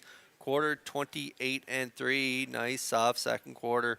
Half 59 up 3/4. 128 and 2. Closes it out in 28 and 4 for his 30th career victory. Ashes to Ashes and Berrio get it done in race number 5. The 4, Redland Sampson up there for the deuce, and my 5, who I like for 2nd, in there for 3rd, and then the 6-2 are 4th and 5th. So congrats if you were able to connect in our first Super High Five of the night.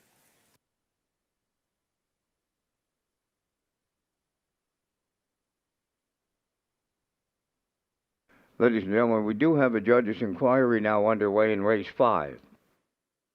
It does involve number 1, Ashes to Ashes, and a possible pylon violation in the first turn.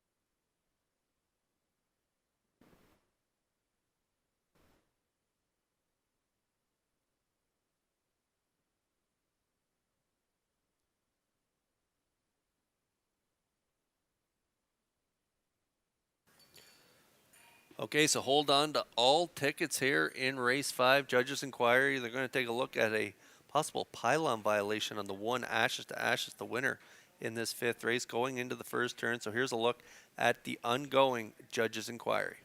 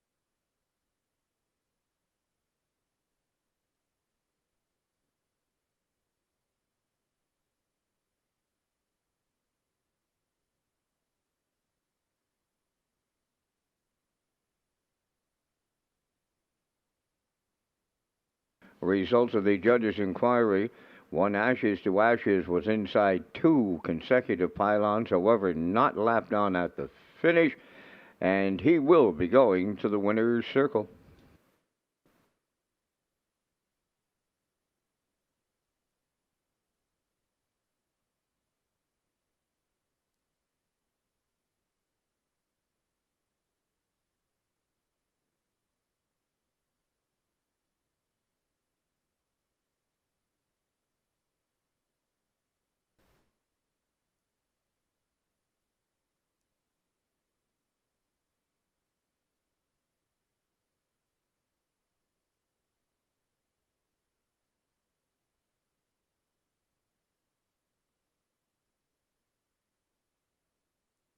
Here comes Ashes to the 5th race winner's circle. Bay pacing gelding. He's now 11 by Driven to Win off the Ponderosa Dam, or Red Star Ashley. On Belinda Summers, Tracy Conway, and Lynn Livingstone. Bred by William Andrew of Calgary, Alberta. Trained by Ronnie Matheson. Gilberto will guide the horse to his 30th lifetime victory on this night. The miles in 157-1. Ashes to Ashes in the Super High Five.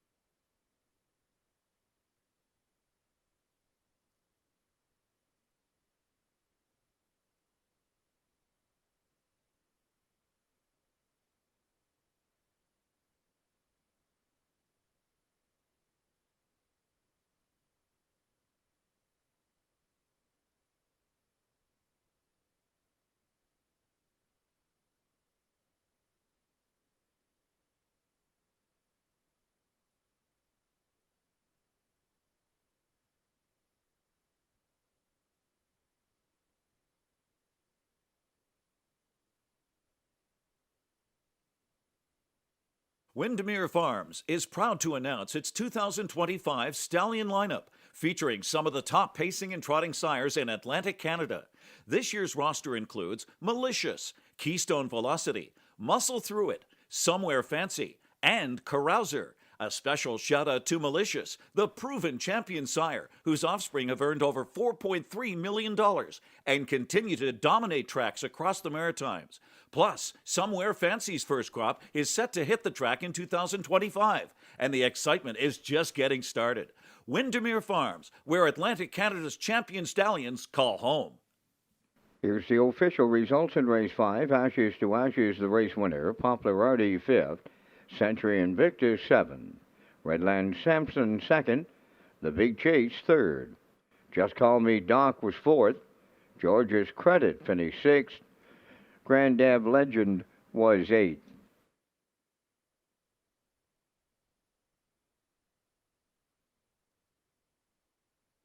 The fractions 28 and 3, 59, 128 and 2, and the mile 157 and 1. In review 157, 234, 68, Ashes to Ashes paid 310, Exactor 720, Triactor 1860, Super High Five 4858.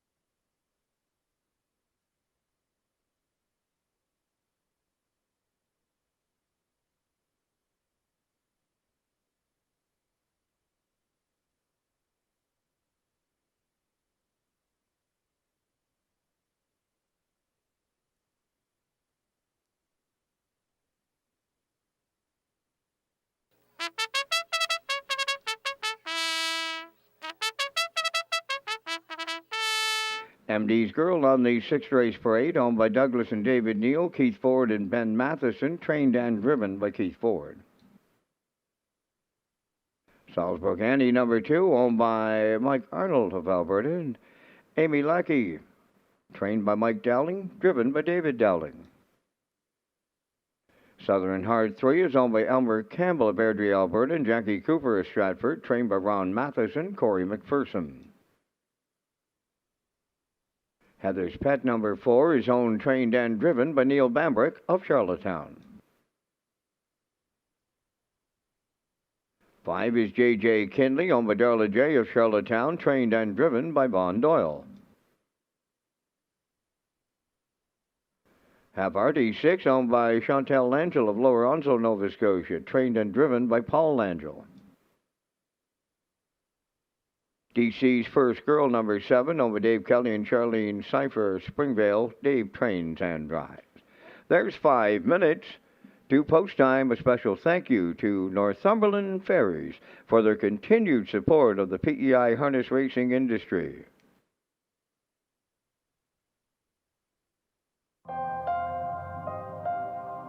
Once upon a time, the ferry was the only way to visit Prince Edward Island. Some say it still is.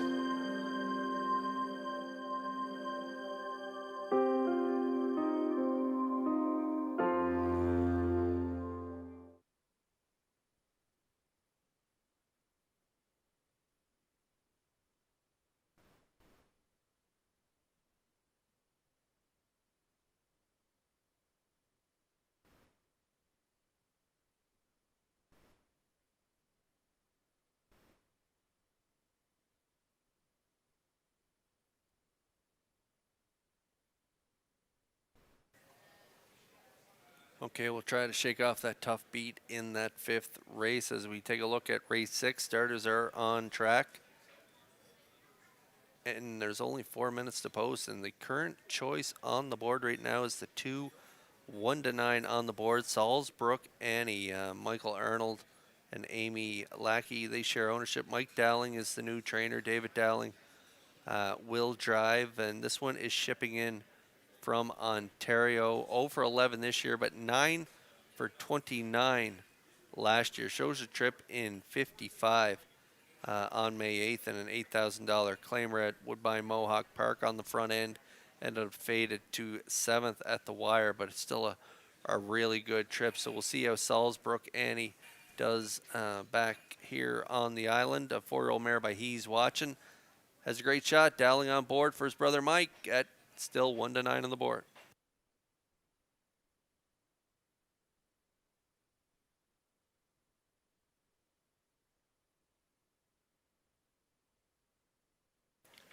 I'm going to go right next door to the 3, Southern Heart. Corey McPherson will drive for trainer Ronnie Matheson. He was in the seat for this mare's first start back. Good third in 2 minutes flat, 29-4. Corey gets along great with her. She was good third again last week for Brody McPhee. And so we'll see how they do here from this inside post. Post 3 last week. Same post tonight. Probably get a similar trip. She doesn't have a ton of gate speed. And so she'll probably get away mid-pack. And I could see her making her move late in the mile. I got a 2-3 exactor. Southern Heart currently 5-1.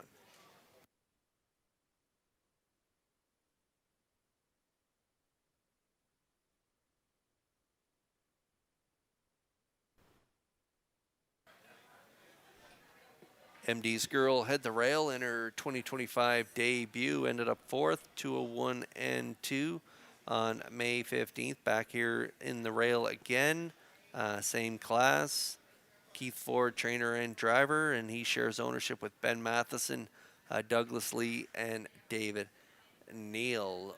0 for 24 last year, 0 for 1 so far this year, but I do like her for part of the triactor. She was 6 for 24 last year in the top 3, and so if she can get a ground-saving trip, I could see her grabbing the show dough and here at 10-1.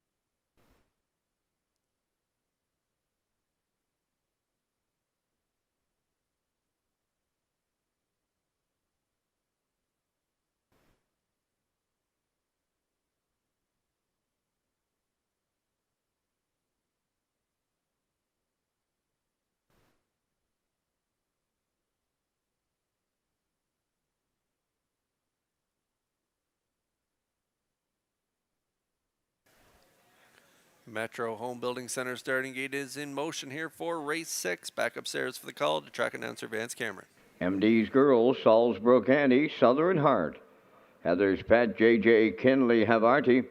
DC's First Girl Outside, top of the stretch.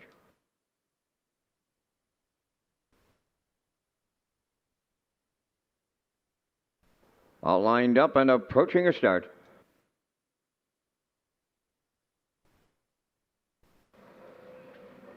Rough and pacing, MD's Girl and Salisbrook Annie are leaving out. Third to the turn, Southern Heart.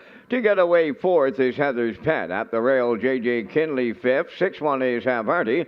And DC's First Girl will trail the field. Up the backstretch they go, and here comes the 1-9 chalk. Salisbrook Annie on the outside to take over the lead for David Dowling. Second is MD's Girl. Back into third, Southern Heart. Fourth is Heather's Pet. That is J.J. Kinley fifth. Half Hardy has 6. And the 7th one, DC's First Girl, 29-2 the front quarter as they round the top turn for the first time. Now led by Salisbrook Annie, arriving at 3-8. MD's Girl at long odds, and I mean long odds, gets the 2-hole ride. Racing from third, that is Southern Heart. Heather's Pet goes fourth with J.J. Kinley fifth. Half Hardy 6th. On the outside, 7th. DC's First Girl, they're halfway home in the 6th, led by Salisbrook Annie. MD's Girl goes second, third one going into the turn. That's Southern Heart. They went 59-4 to the half. Racing in mid-pack, fourth is Heather's Pet. J.J. Kinley comes out of the turn fifth, and she's edged down. 6th is Half Hardy. 7th is DC's First Girl. They're halfway up the backstretch for the second and final time now. Opening up the lead, that's Salisbrook Annie at 3/4. MD's Girl is second. Southern Heart on the outside third. Fourth on the cones is Heather's Pet. Now 5th. That's J.J. Kinley. Half Hardy 6th. DC's First Girl was 7th. 1:30-3 was the 3/4 time. And it's all Salisbrook Annie in here. Southern Heart on the outside second. MD's Girl now third. Fourth, that is Heather's Pet. Salisbrook Annie. Southern Heart, Salisbrook Annie. All alone for David Dowling. Second, that'll go to Southern Heart. J.J. Kinley rallied up third in 2 minutes. 1/5.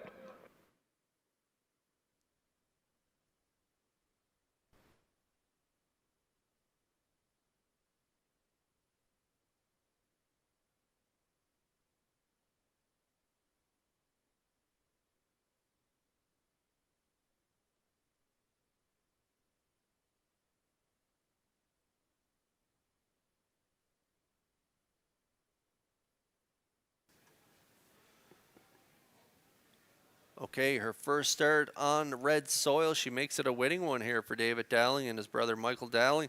From post 2, put right on the front, 29-2, half 59-4, down in 3/4, 1:30-3, and she was on cruise control down the stretch, winning easily here in 2 minutes, 1/5. Salisbrook Annie, a wrapped up winner here in race 6. Southern Heart in there for the deuce. It's close for show, but they got the 5 posted. The 5 is third, J.J. Kinley. So we got a 2-3-5 unofficially here in race 6.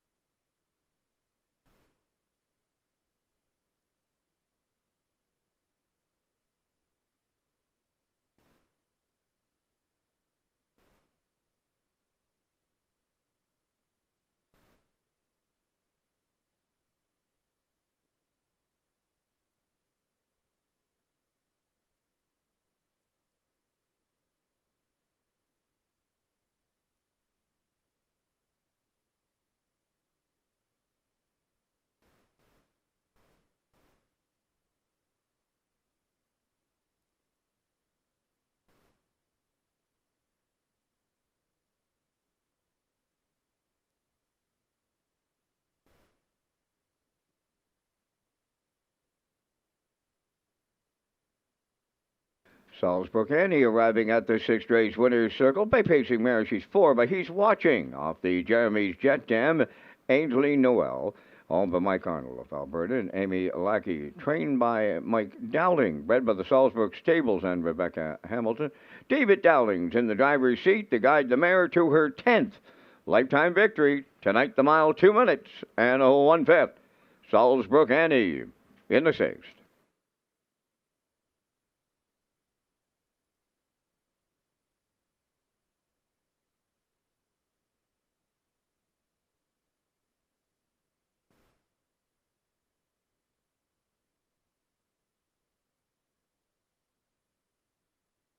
This race replay is brought to you by Racetrack Print and Graphic. Here they come, and it's Racetrack for the win with exceptional print products, exceptional graphic design services, and exceptional value.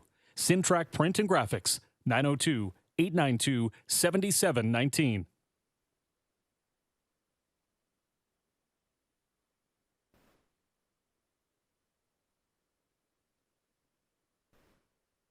Now the official results in race 6, MD's Girl 5th, Salzburg Annie the race winner.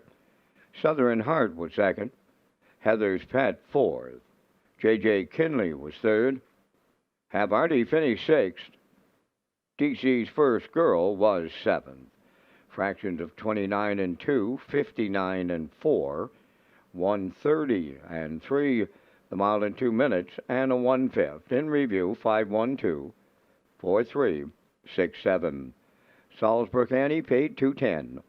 The exactor 570. Triactor was 83.60 and the superfecta 35.06.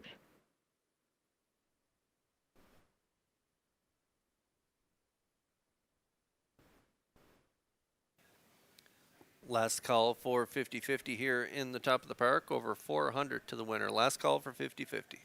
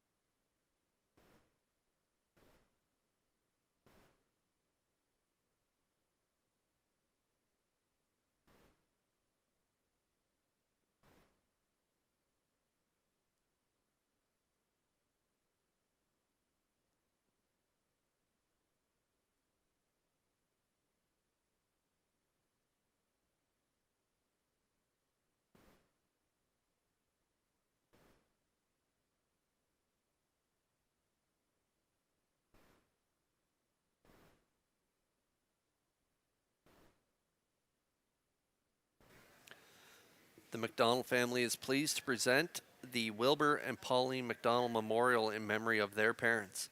The Wilbur and Pauline McDonald Memorial is scheduled for Saturday, August 2nd at Redshores, Charlottetown, and following the race, the McDonald family will present a cooler and trophy to the winning horse and owner.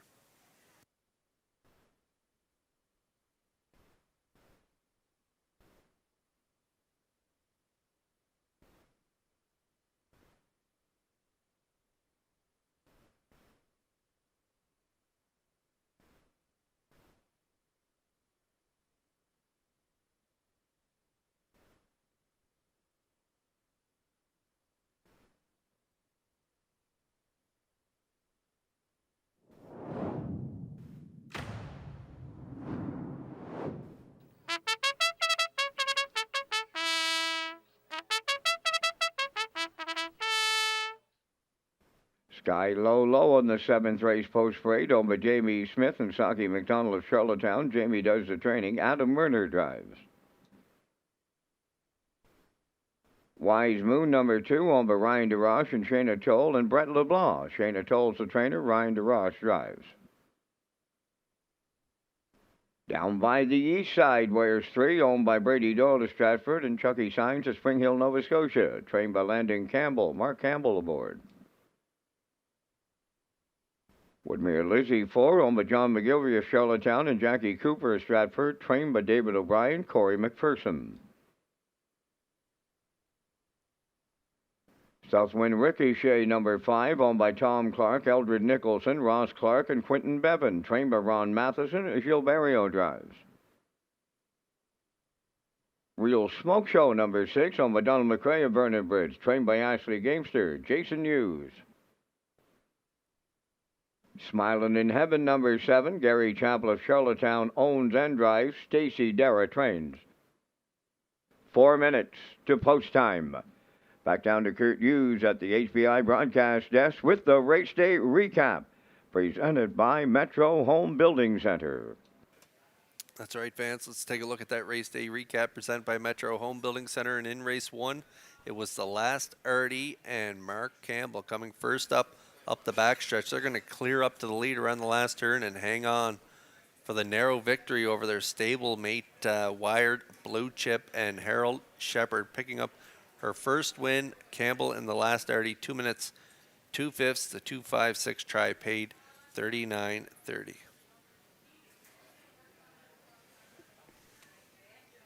And then over in race 2, it was Tall Dark Latte. Had a perfect pocket ride behind the 5 Sahara Sunshine and Dowling, who put up hot fractions of 27-4, 56-4, 126-4. Tall Dark Latte takes over in deep stretch and picks up a new speed badge in 156 in the 125 try. Paid $28.10.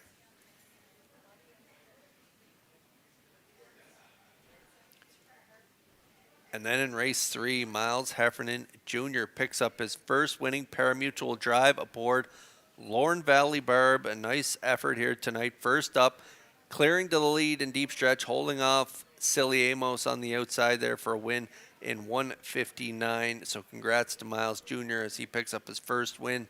And that try was a nice one. 5.62 at 199.20.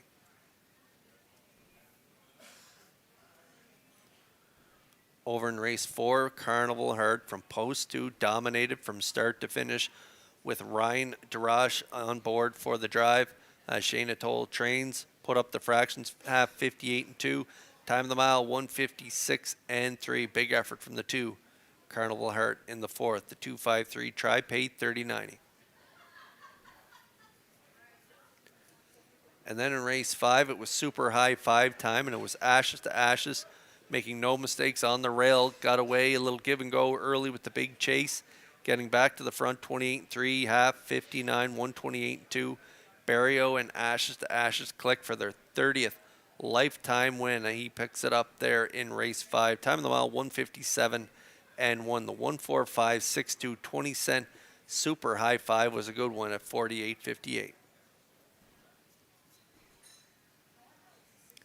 And then over in race 6, we just watched Salzbrook, Annie, and Dowling. First start on Prince Edward Island. They make it a winning one on the front end. Half 59-4, 3/4, 130-3.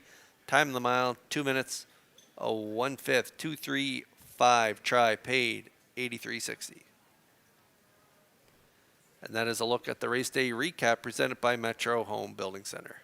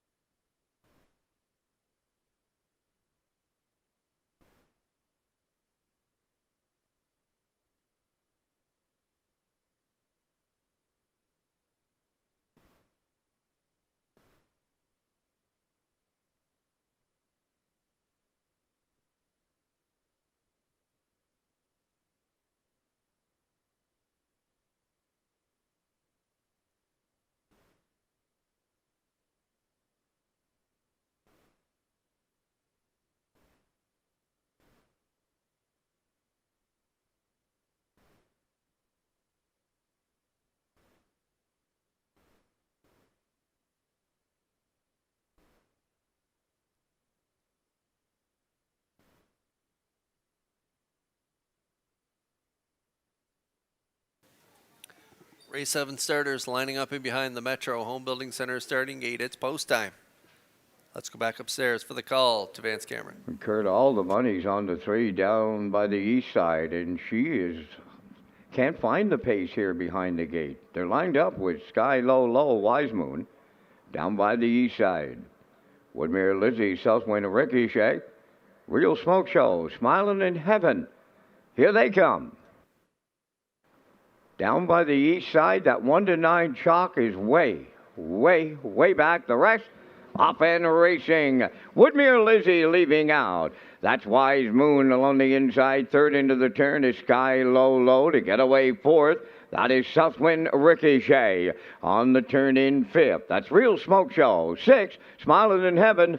Down by the east side, nowhere close at the start and along the backstretch. They go to the quarter. There goes the inquiry sign. Retain your tickets here in the 7th. It involves the 3 down by the east side and the start on by the first quarter. And Wise Moon and Ryan DeRoche will take over the lead. Racing from second. Around the turn, Woodmere Lizzie. Third, Sky Low Low, 29. And 1 was the opening quarter. Racing fourth is Southwind Ricochet. Fifth, that is Real Smoke Show. Then racing sixth, and that's now the trailer, Smiling in Heaven. Down by the east side, heading up. And Campbell pulled her up. They're halfway home in the 7th. Wise Moon, the midway point leader. She's wide open from here. Second, that's Woodmere Lizzie. Racing third, Sky Low Low. Fourth is Southwind Ricochet. 59 and 1.5. Racing fifth is Real Smoke Show. And the trailer, Smiling in Heaven. Up the backstretch they go for time 2. They're led to 3/4 by Wise Moon. Woodmere Lizzie second. Here comes Southwind Ricochet on the outside third. Coming fourth on the outside, that's Real Smoke Show. Now in fifth is Sky Low Low. Smiling in Heaven, the trailer. They're by 3/4. Wise Moon still there from the outside. Southwind Ricochet second in the pocket third. That's Woodmere Lizzie. 1:29 and 3 was 3/4. Now they're headed down the home stretch. Wise Moon the leader. Southwind Ricochet way wide. Real Smoke Show coming late, but it's Wise Moon to double up Ryan DeRoche. Tight for the deuce. Real Smoke Show up against Woodmere Lizzie in a place picture. 1:58.3. Reminder of the judge's inquiry. Retain your tickets here in the 7th.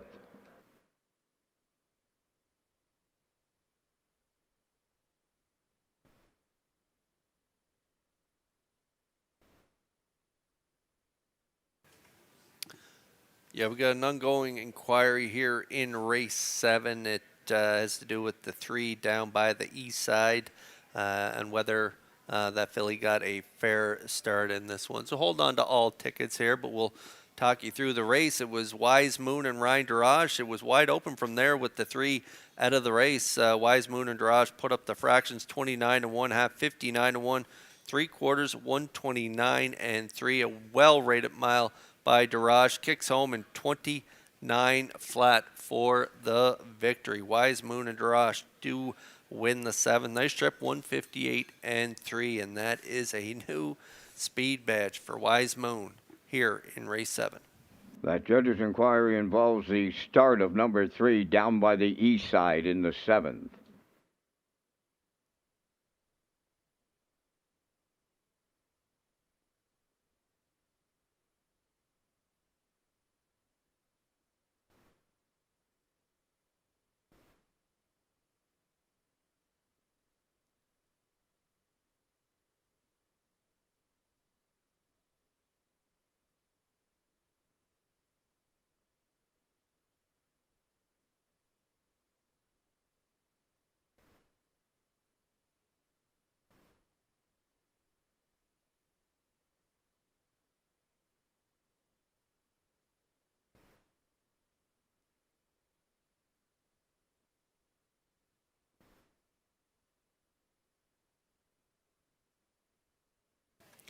Okay, here's a look at the ongoing judge's inquiry here in race 7. As you can see, the 3 way back, struggling to find her gate as they're going up in behind the wings. And so they're going to take a look to make sure all horses received a fair start, and it looks like the 3 is pretty far back there. So hold on to all tickets here in race 7. Now returning from the 7th race, number 2, Wise Moon, bay pacing filly 3 by Bet the Moon from the Camelot Dam Saffron Sealster, owned by Ryan DeRoche, and Shayna Toll and Brett LeBlanc, bred by Freddie McDonald. Shayna Toll has the training double, driver Ryan DeRoche has the driving double, and the filly has a new record of 158 and 3. Wise Moon in the 7th.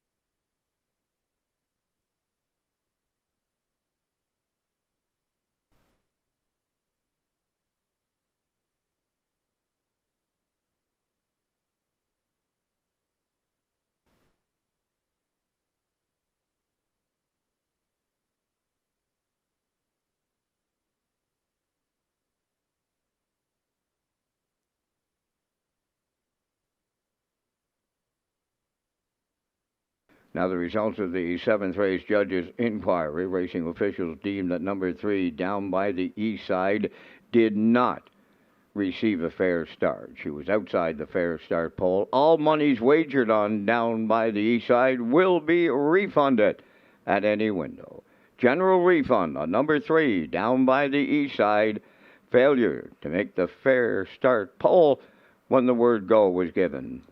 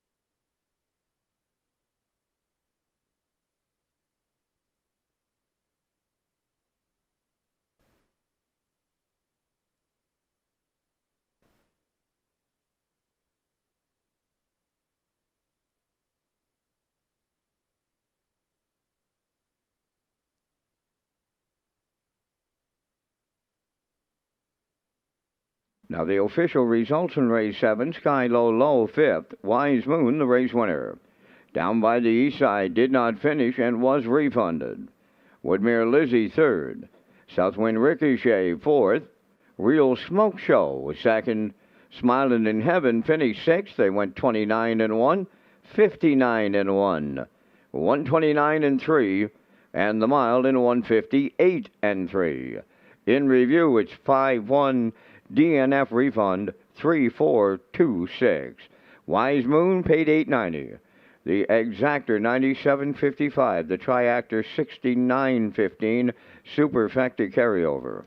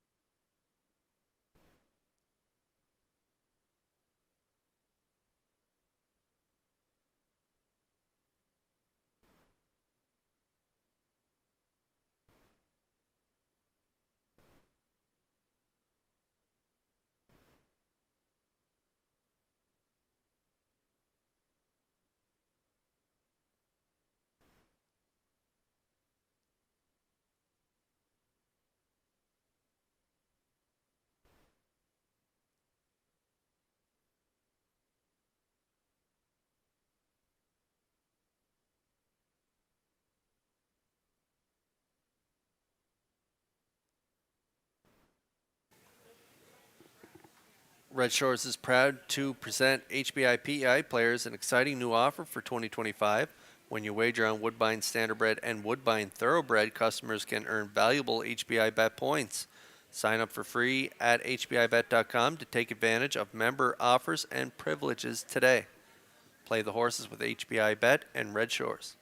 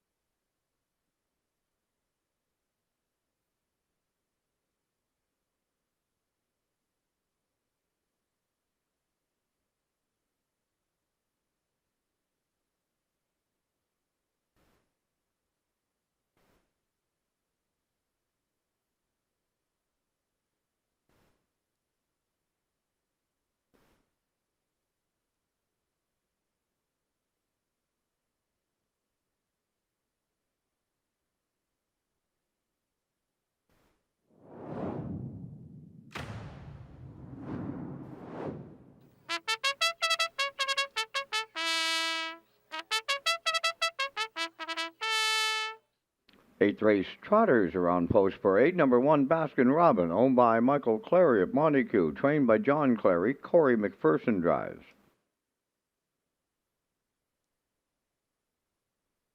Jessie Jess or Jessica wears 2, owned and trained by Jennifer Doyle of Vernon Bridge. Kenny Murphy. 3, Glider Man, Miles Heffernan drives for owner-trainer Jennifer Doyle, Vernon Bridge. 4 is Buckhead Ridge, owned by Brady Doyle of Stratford, trained by Landon Campbell. Mark Campbell's up. 5 is Final Tex, owned by Matt and David Burke of Stratford, trained by Landon Campbell. Michelle Barrio catch drives. Curod is 6. Ryan DeRoche of Clyde River is the owner and the driver. Shayna Toll trains. New Legacy number 7 is owned and trained by Jennifer Doyle of Vernon Bridge, David Dowling. Fight Song wears number 8 for owner Donald McCray of Vernon Bridge, trainer Ashley Gamester, Jason Hughes above the wheels. 4 minutes to post time. Join us for lunch at O'Brien's Social Bar and Kitchen. featuring daily specials and fan favorites hot hamburger steak sandwich and the Southwest chicken wrap.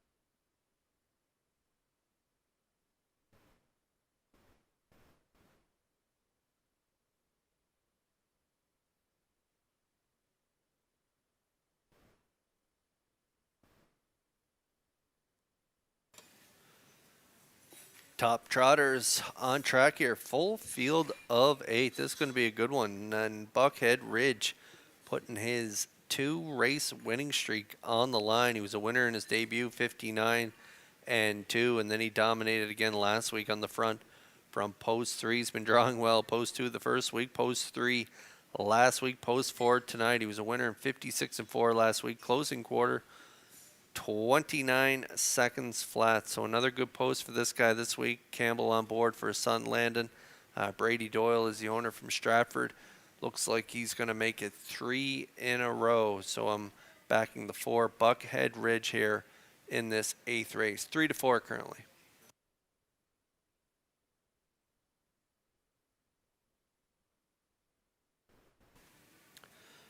Tough to go against this guy for second. He's been second to Buckhead Ridge in the opening 2 weeks of the meet, so I'm going to go right back to him. If he had a drawn inside Buckhead Ridge, maybe I'd throw him on top, but from out here in post 7, going to be tough for him to overcome that to win. So last week he had post 6.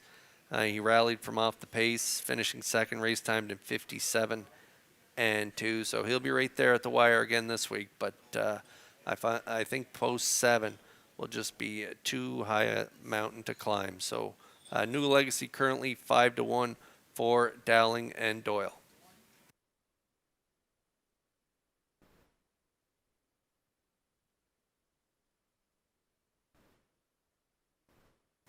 And there's a look at Fight Song. Nice to see him back home. Donnie McRae is the owner. Ashley Gamester taking over the training duties from Jody Cullen, who was the conditioner in Ontario. Jason Hughes will drive tonight. Doesn't have a lot of gate speed, and post 8 is not going to help in that angle of the race. And so Fight Song will probably have to do it from off the pace. He's been good, though. When he was here last year, he reeled off 3 in a row, so he does have the talent to win. Just post position is not great for him tonight. 7-1, you're getting value out there on the outside of the gate.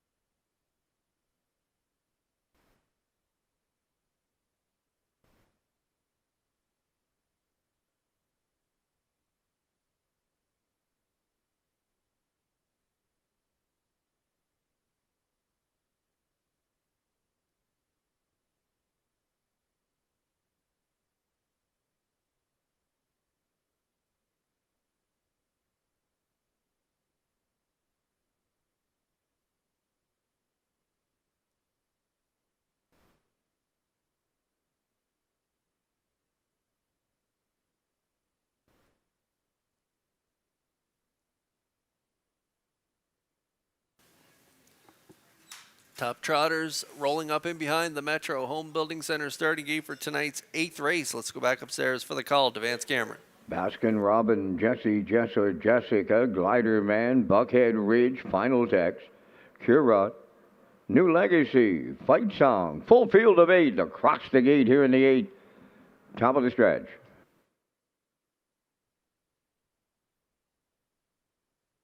Approaching a start.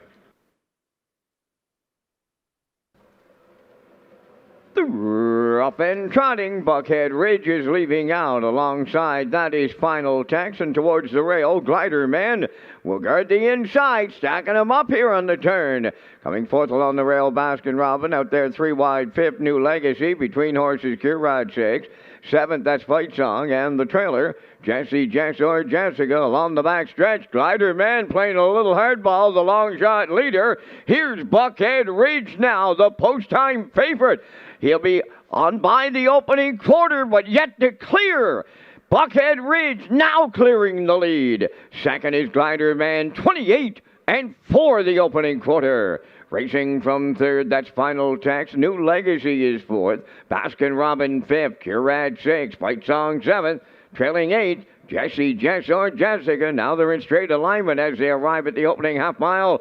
Buckhead Ridge is the midway point leader. Here's New Legacy rushing up on the outside to engage the leader. Third up the rail, Glider Man. There goes Final Text, tipping to the outside. Fourth, 59 and 2 the half mile. Fifth up the rail, Baskin Robin. Now 6th, that is Fight Song. Curad is 7th. Jesse, Jess, or Jessica trails the field. Oh, the bridle, toe to toe in here. Going to 3/4. Buckhead Ridge along the rail, the leader. New Legacy to his outside, the challenger. Final Text is taken over third. 3/4 in the books in 1. 2:28 and 4. They trot round the turn for the final time. 1/8 of a mile to go. Buckhead Ridge along the rail, the leader. New Legacy took his shot. Racing third is Final Text. Deep in the stretch now. And here is Buckhead Ridge to double up Campbell. Now give them 3 in a row. New Legacy second. Final Text was third. Time for the mile. 1:58 flat.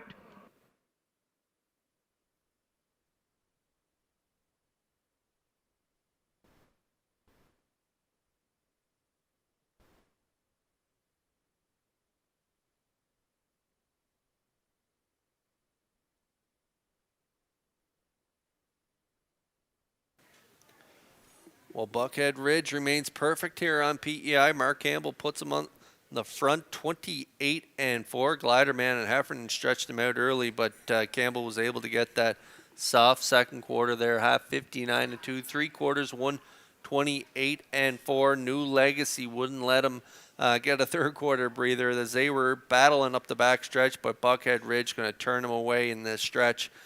Campbell ultra confident aboard Buckhead Ridge as he does keep that winning streak intact here in race 8. Nice mile, 1:58 flat. New Legacy does get the deuce, and Final Text third again this week. So the same 3 horses finishing 1, 2, 3 again this week in Buckhead Ridge. We'll see him back in the winner's circle in a moment.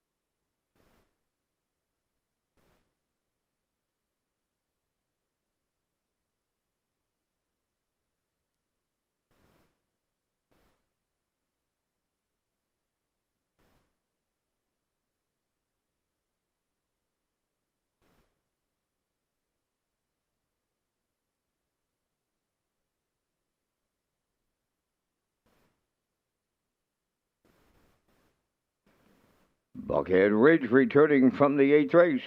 Trotting Bay Gelding, 5 years, the son of Nuncio, off the Canteb Hall Dam. 2-1. Owned by Brady Doyle of Stratford, bred by Russell Williams of Hanover, Pennsylvania. Trained by Landon Campbell. Mark Campbell's second winner on the night for the double. Another front-end victory. Give him 3 in a row. Tonight, 158. Buckhead Ridge in the 8th.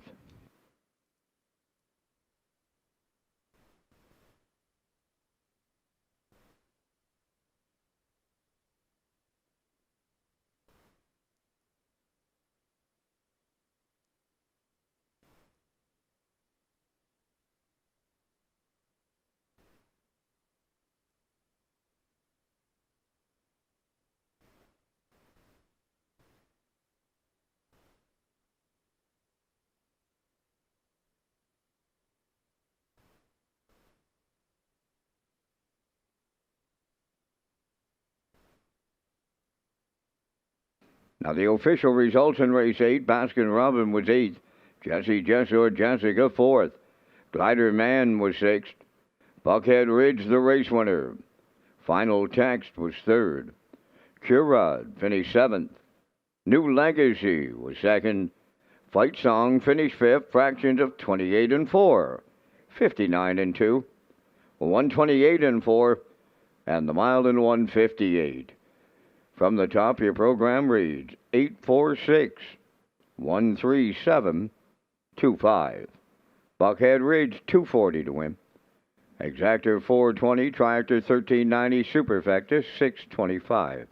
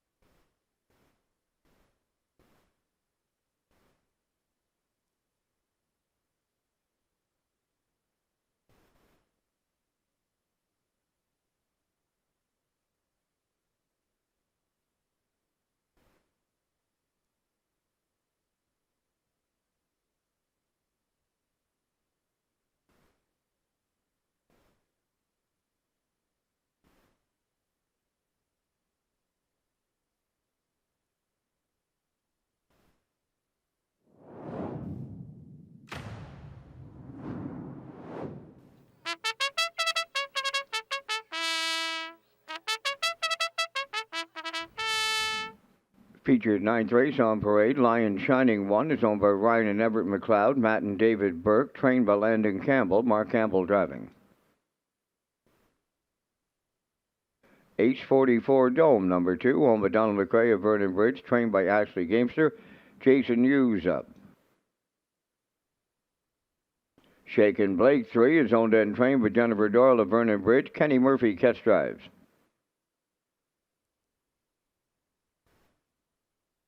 David Dowling's in the driver's seat for owner-trainer Jennifer Doyle for Elm Grove Mistress. 5 Ms. Megan Sparkle is owned and trained by Shana Toll of Clyde River, Ryan DeRoche drives. Down to your final call for wagering here in the ninth race as our post-time clock has expired. It's your final call for wagering on the ninth, and Kurt, you and I are coming up with our selections here in the Thursday night feature with a compact field of 5. And again, we thank Results Marketing and Advertising and their presentation of the Vance Cam. I'm going to the 2, Ace 44 Dome. Good positioning, been racing in fine form, looking for her first win on the season. I'll look for her to get it on this night here in Charlottetown. Going to go right alongside with the 3, Shaken Blake, and the Kenny Murphy catch drive. For the tri-actor players, I'll take that newcomer, Lions Shining off of the rail with Campbell. If you play the super, I'll use the 4, Elm Grove Mistress. 2, 3, 1, 4 from the booth. Kurt, your choices. I'm with you with the winner. I like the Blue Knight and Ace 44 Dome to win as well. She's got 2 starts under her belt, and the last one was a real good one, 56-3, 28-1 final panel, and she moves inside here to post 2 in this compact field of 5, so I like her on top. I'm going to go out to the 4, Elm Grove Mistress. She's got that incredible early speed, and so I think David Dowling's going to put the pedal to the metal early and try and get placed up near the lead, maybe in the 2-hole here.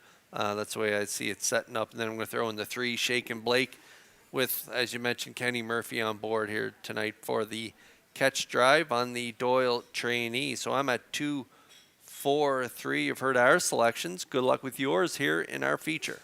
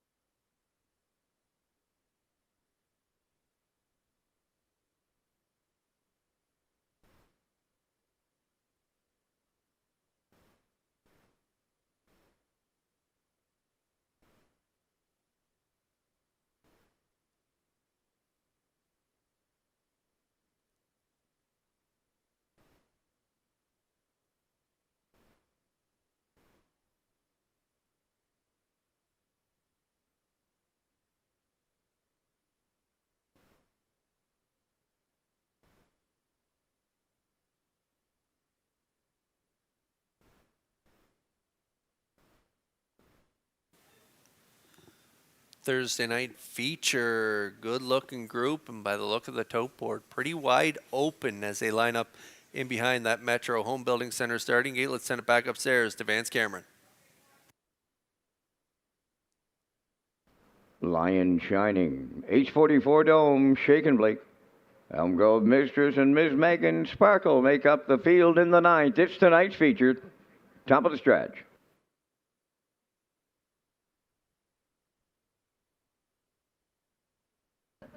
Here they come.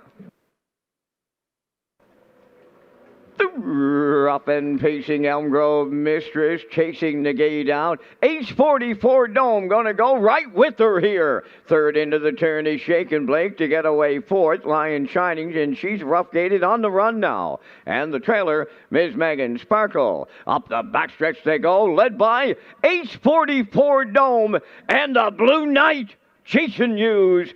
Tucked away in the two-hole is Elm Grove Mistress. Then third, that's Shaken Blake. Racing into fourth, Miss Megan Sparkle. Back down pacing, and now the trailer, Lion Shining. They go by the quarter of 29 and 1/5. Midway round the top turn for the first time. Approaching on 3/8. It's Ace 44 Dome in complete control in here. Second is Elm Grove Mistress. Racing third, Shaken Blake. Then in fourth, Miss Megan Sparkle. Lion Shining the trailer. Halfway home in the ninth race featured the leader, Ace 44 Dome. In the two-hole, that's Elm Grove Mistress. Racing in mid-pack third. That is Shaken Blake. Fourth one as they enter the turn is Miss Megan Sparkle. And the trailer, Lion Shining, 58 and 3 was the half. 3/8 of a mile to go. Up the backstretch, they're led to 3/4 by Ace 44 Dome. Elm Grove Mistress second. There goes Shaken Blake to the outside third. Fourth is Miss Megan Sparkle. Lion Shining trailing the field by 3/4 now. Ace 44 Dome still there. Coming alongside is Shaken Blake to challenge here in the late going. 3/4 and 1. 28 and 3, homeward bound Ace 44 Dome. Shaken Blake matching strides. Elm Grove Mistress coming up the rail third. Deep stretch now. 3 of them across the track. Shaken Blake on the outside. Elm Grove Mistress, her stablemate, right with her in the win picture. Ace 44 Dome is third. How's about 1:56.2? 27 and 4. Closing panel.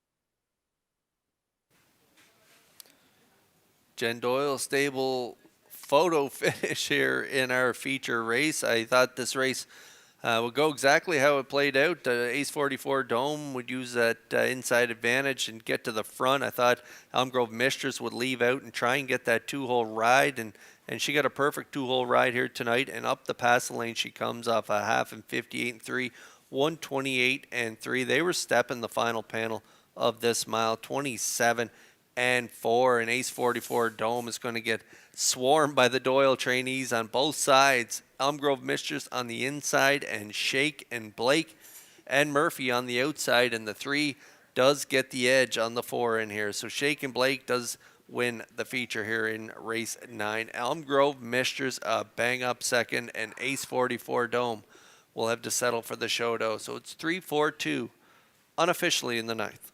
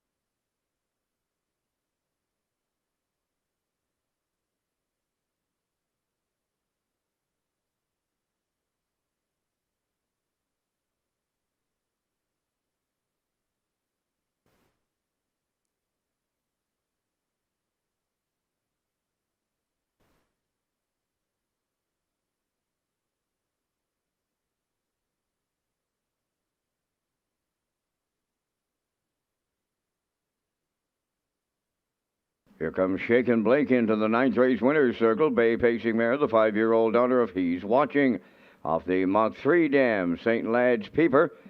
Owned and trained by Jennifer Doyle of Vernon Bridge. Bred by Richard Sullivan of Greeley, Ontario. Kenny Murphy got a catch-driving call right into the winner's circle. The miles in 156 and 2. That's Shakin' Blake in the ninth.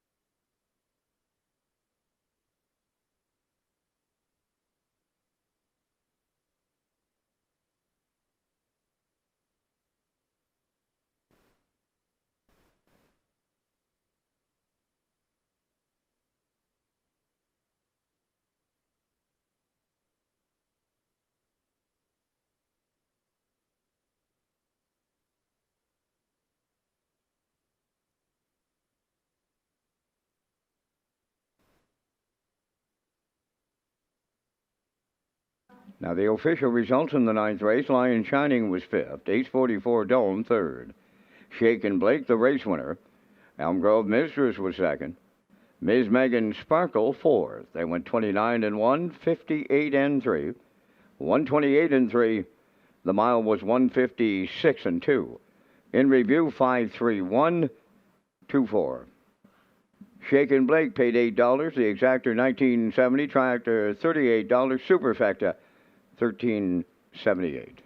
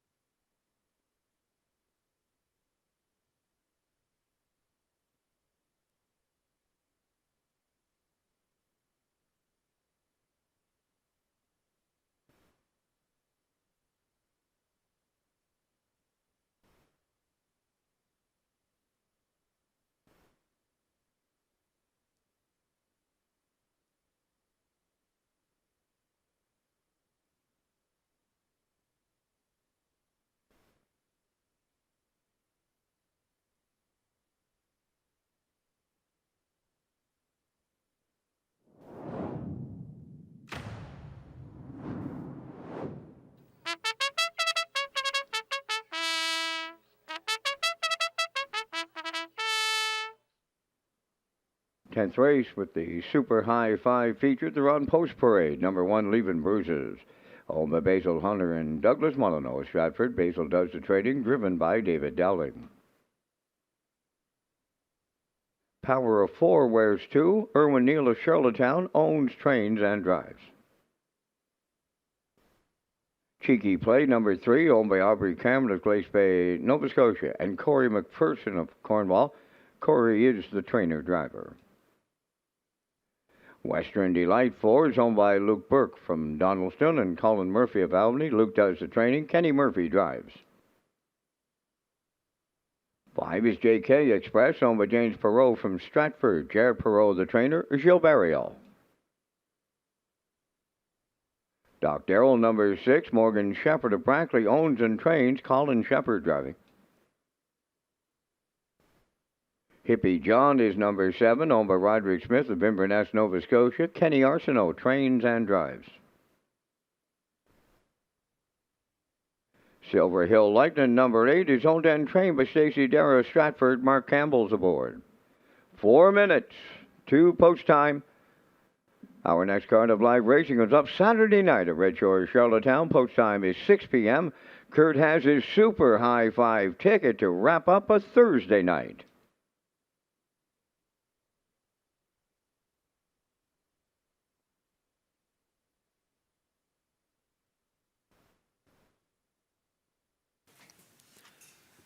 Okay, here's a look at our super high five tickets to close things out here at Red Shores. I'm at 31756. I think Cheeky Play can get the job done on the drop-in class. 4th last week, 56-4 right on the front end. Corey puts him on the front end here tonight and rates him well. I could see him going the distance. I like the one leaving bruises. I think he should get a real good trip. He's getting some much-needed post relief. He drew 7 last week, 6 the week before. In his first week, he drew post 8, had a tough outing on that day. And so the move inside should really help him. So I'm putting him in for second. I like the 7, Hippie John. He's been really competitive at this level in the past. And so second start back, I think he's going to be good here tonight. Then I'm going to throw in the 5, JK Express off that dominant win on the front last week. And I'm going to throw in Doc Darrell for 5th. So I'm at 31756. Vance Cameron likes a 31574. Good luck with your selections here in our finale.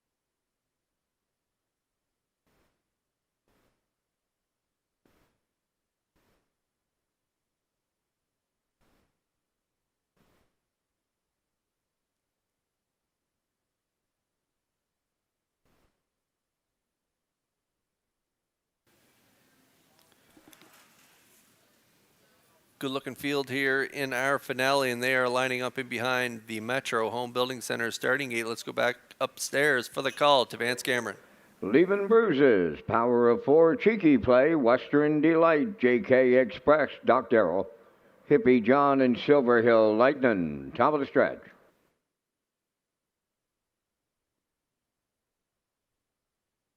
Here they come. Thursday night, Super High Five, finale time. Up and pacing, Cheeky Play is leaving out. Western Delight towards the rail, that's Leaving Bruises. Then between horses, Power of Four. To get away fifth, that is JK Express. Sixth is Doc Darrell. Then seventh, along the inside, Hippie John. The early trailer, Silver Hill Lightning. They all have pylon positions early on the backstretch. They're led to the quarter by Cheeky Play for Corey McPherson. Second, that's Leaving Bruises. To get away third, that's the long shot, Power of Four. Western Delight is fourth. Then racing from fifth is JK Express. Sixth one, as they round that upper turn, is Doc Darrell. Away in seventh, Hippie John. Then the trailer, Silver Hill Lightning, 29 seconds flat. Opened it up and down the stretch they come in straight alignment on the point. Cheeky Play, the fraction center. Two-hole ride belongs to Leaving Bruises. Then in third, Power of Four. Western Delight, he has fourth. In fifth is JK Express.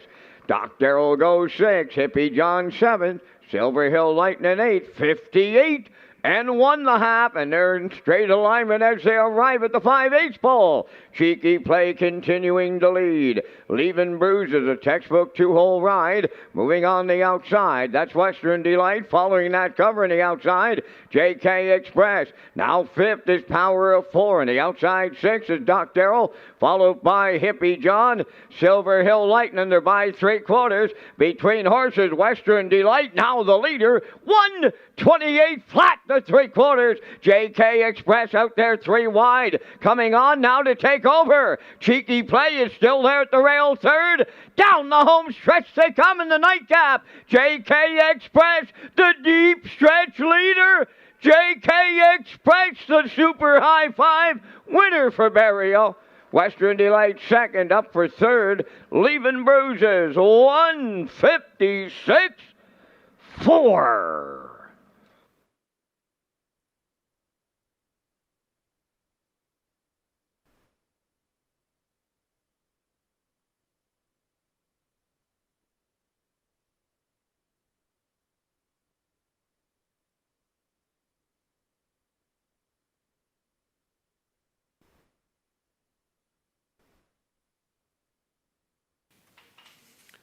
Okay, this guy loves that type of trip, just popping off a helmet. He can really explode off cover. JK Express getting some confidence off that win last week on the front end, 58 and 2.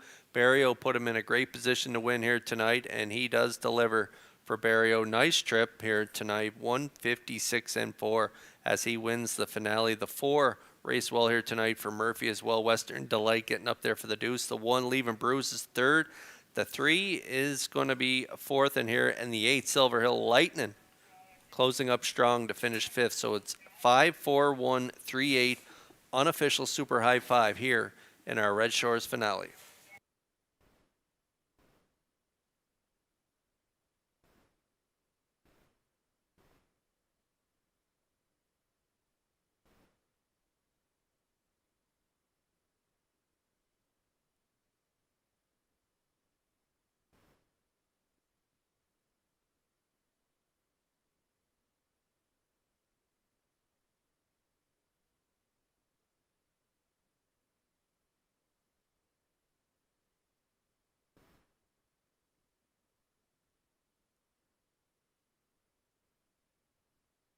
JK Express arrives at the 10th race winner's circle. Bay Pacing Gelding, the 10-year-old son of Western Paradise off the Cam Luck Dam. JK Luck is owned by Jared Perot, a Stratford, bred by Joe Smallwood. Trained by Jared Perot. Gilles Barrio's second winner for the double. The trip in 156 and 4. JK Express doubles up Barrio in the Super High Five.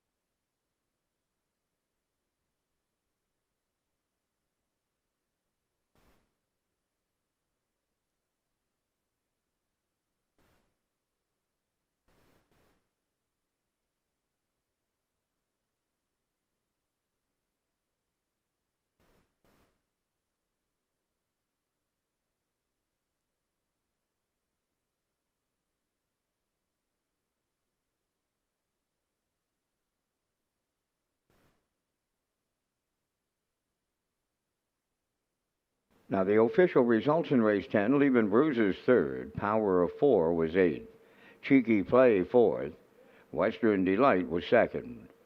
J.K. Express, the race winner. Doc Darrell finished sixth and had broken equipment. Hippie John was seventh, Silver Hill Lightning fifth. Fractions of 29, 58 and 1, 128, and the mile in 156 and 4. In review, 384, 216, 75. JK Express 970 to win.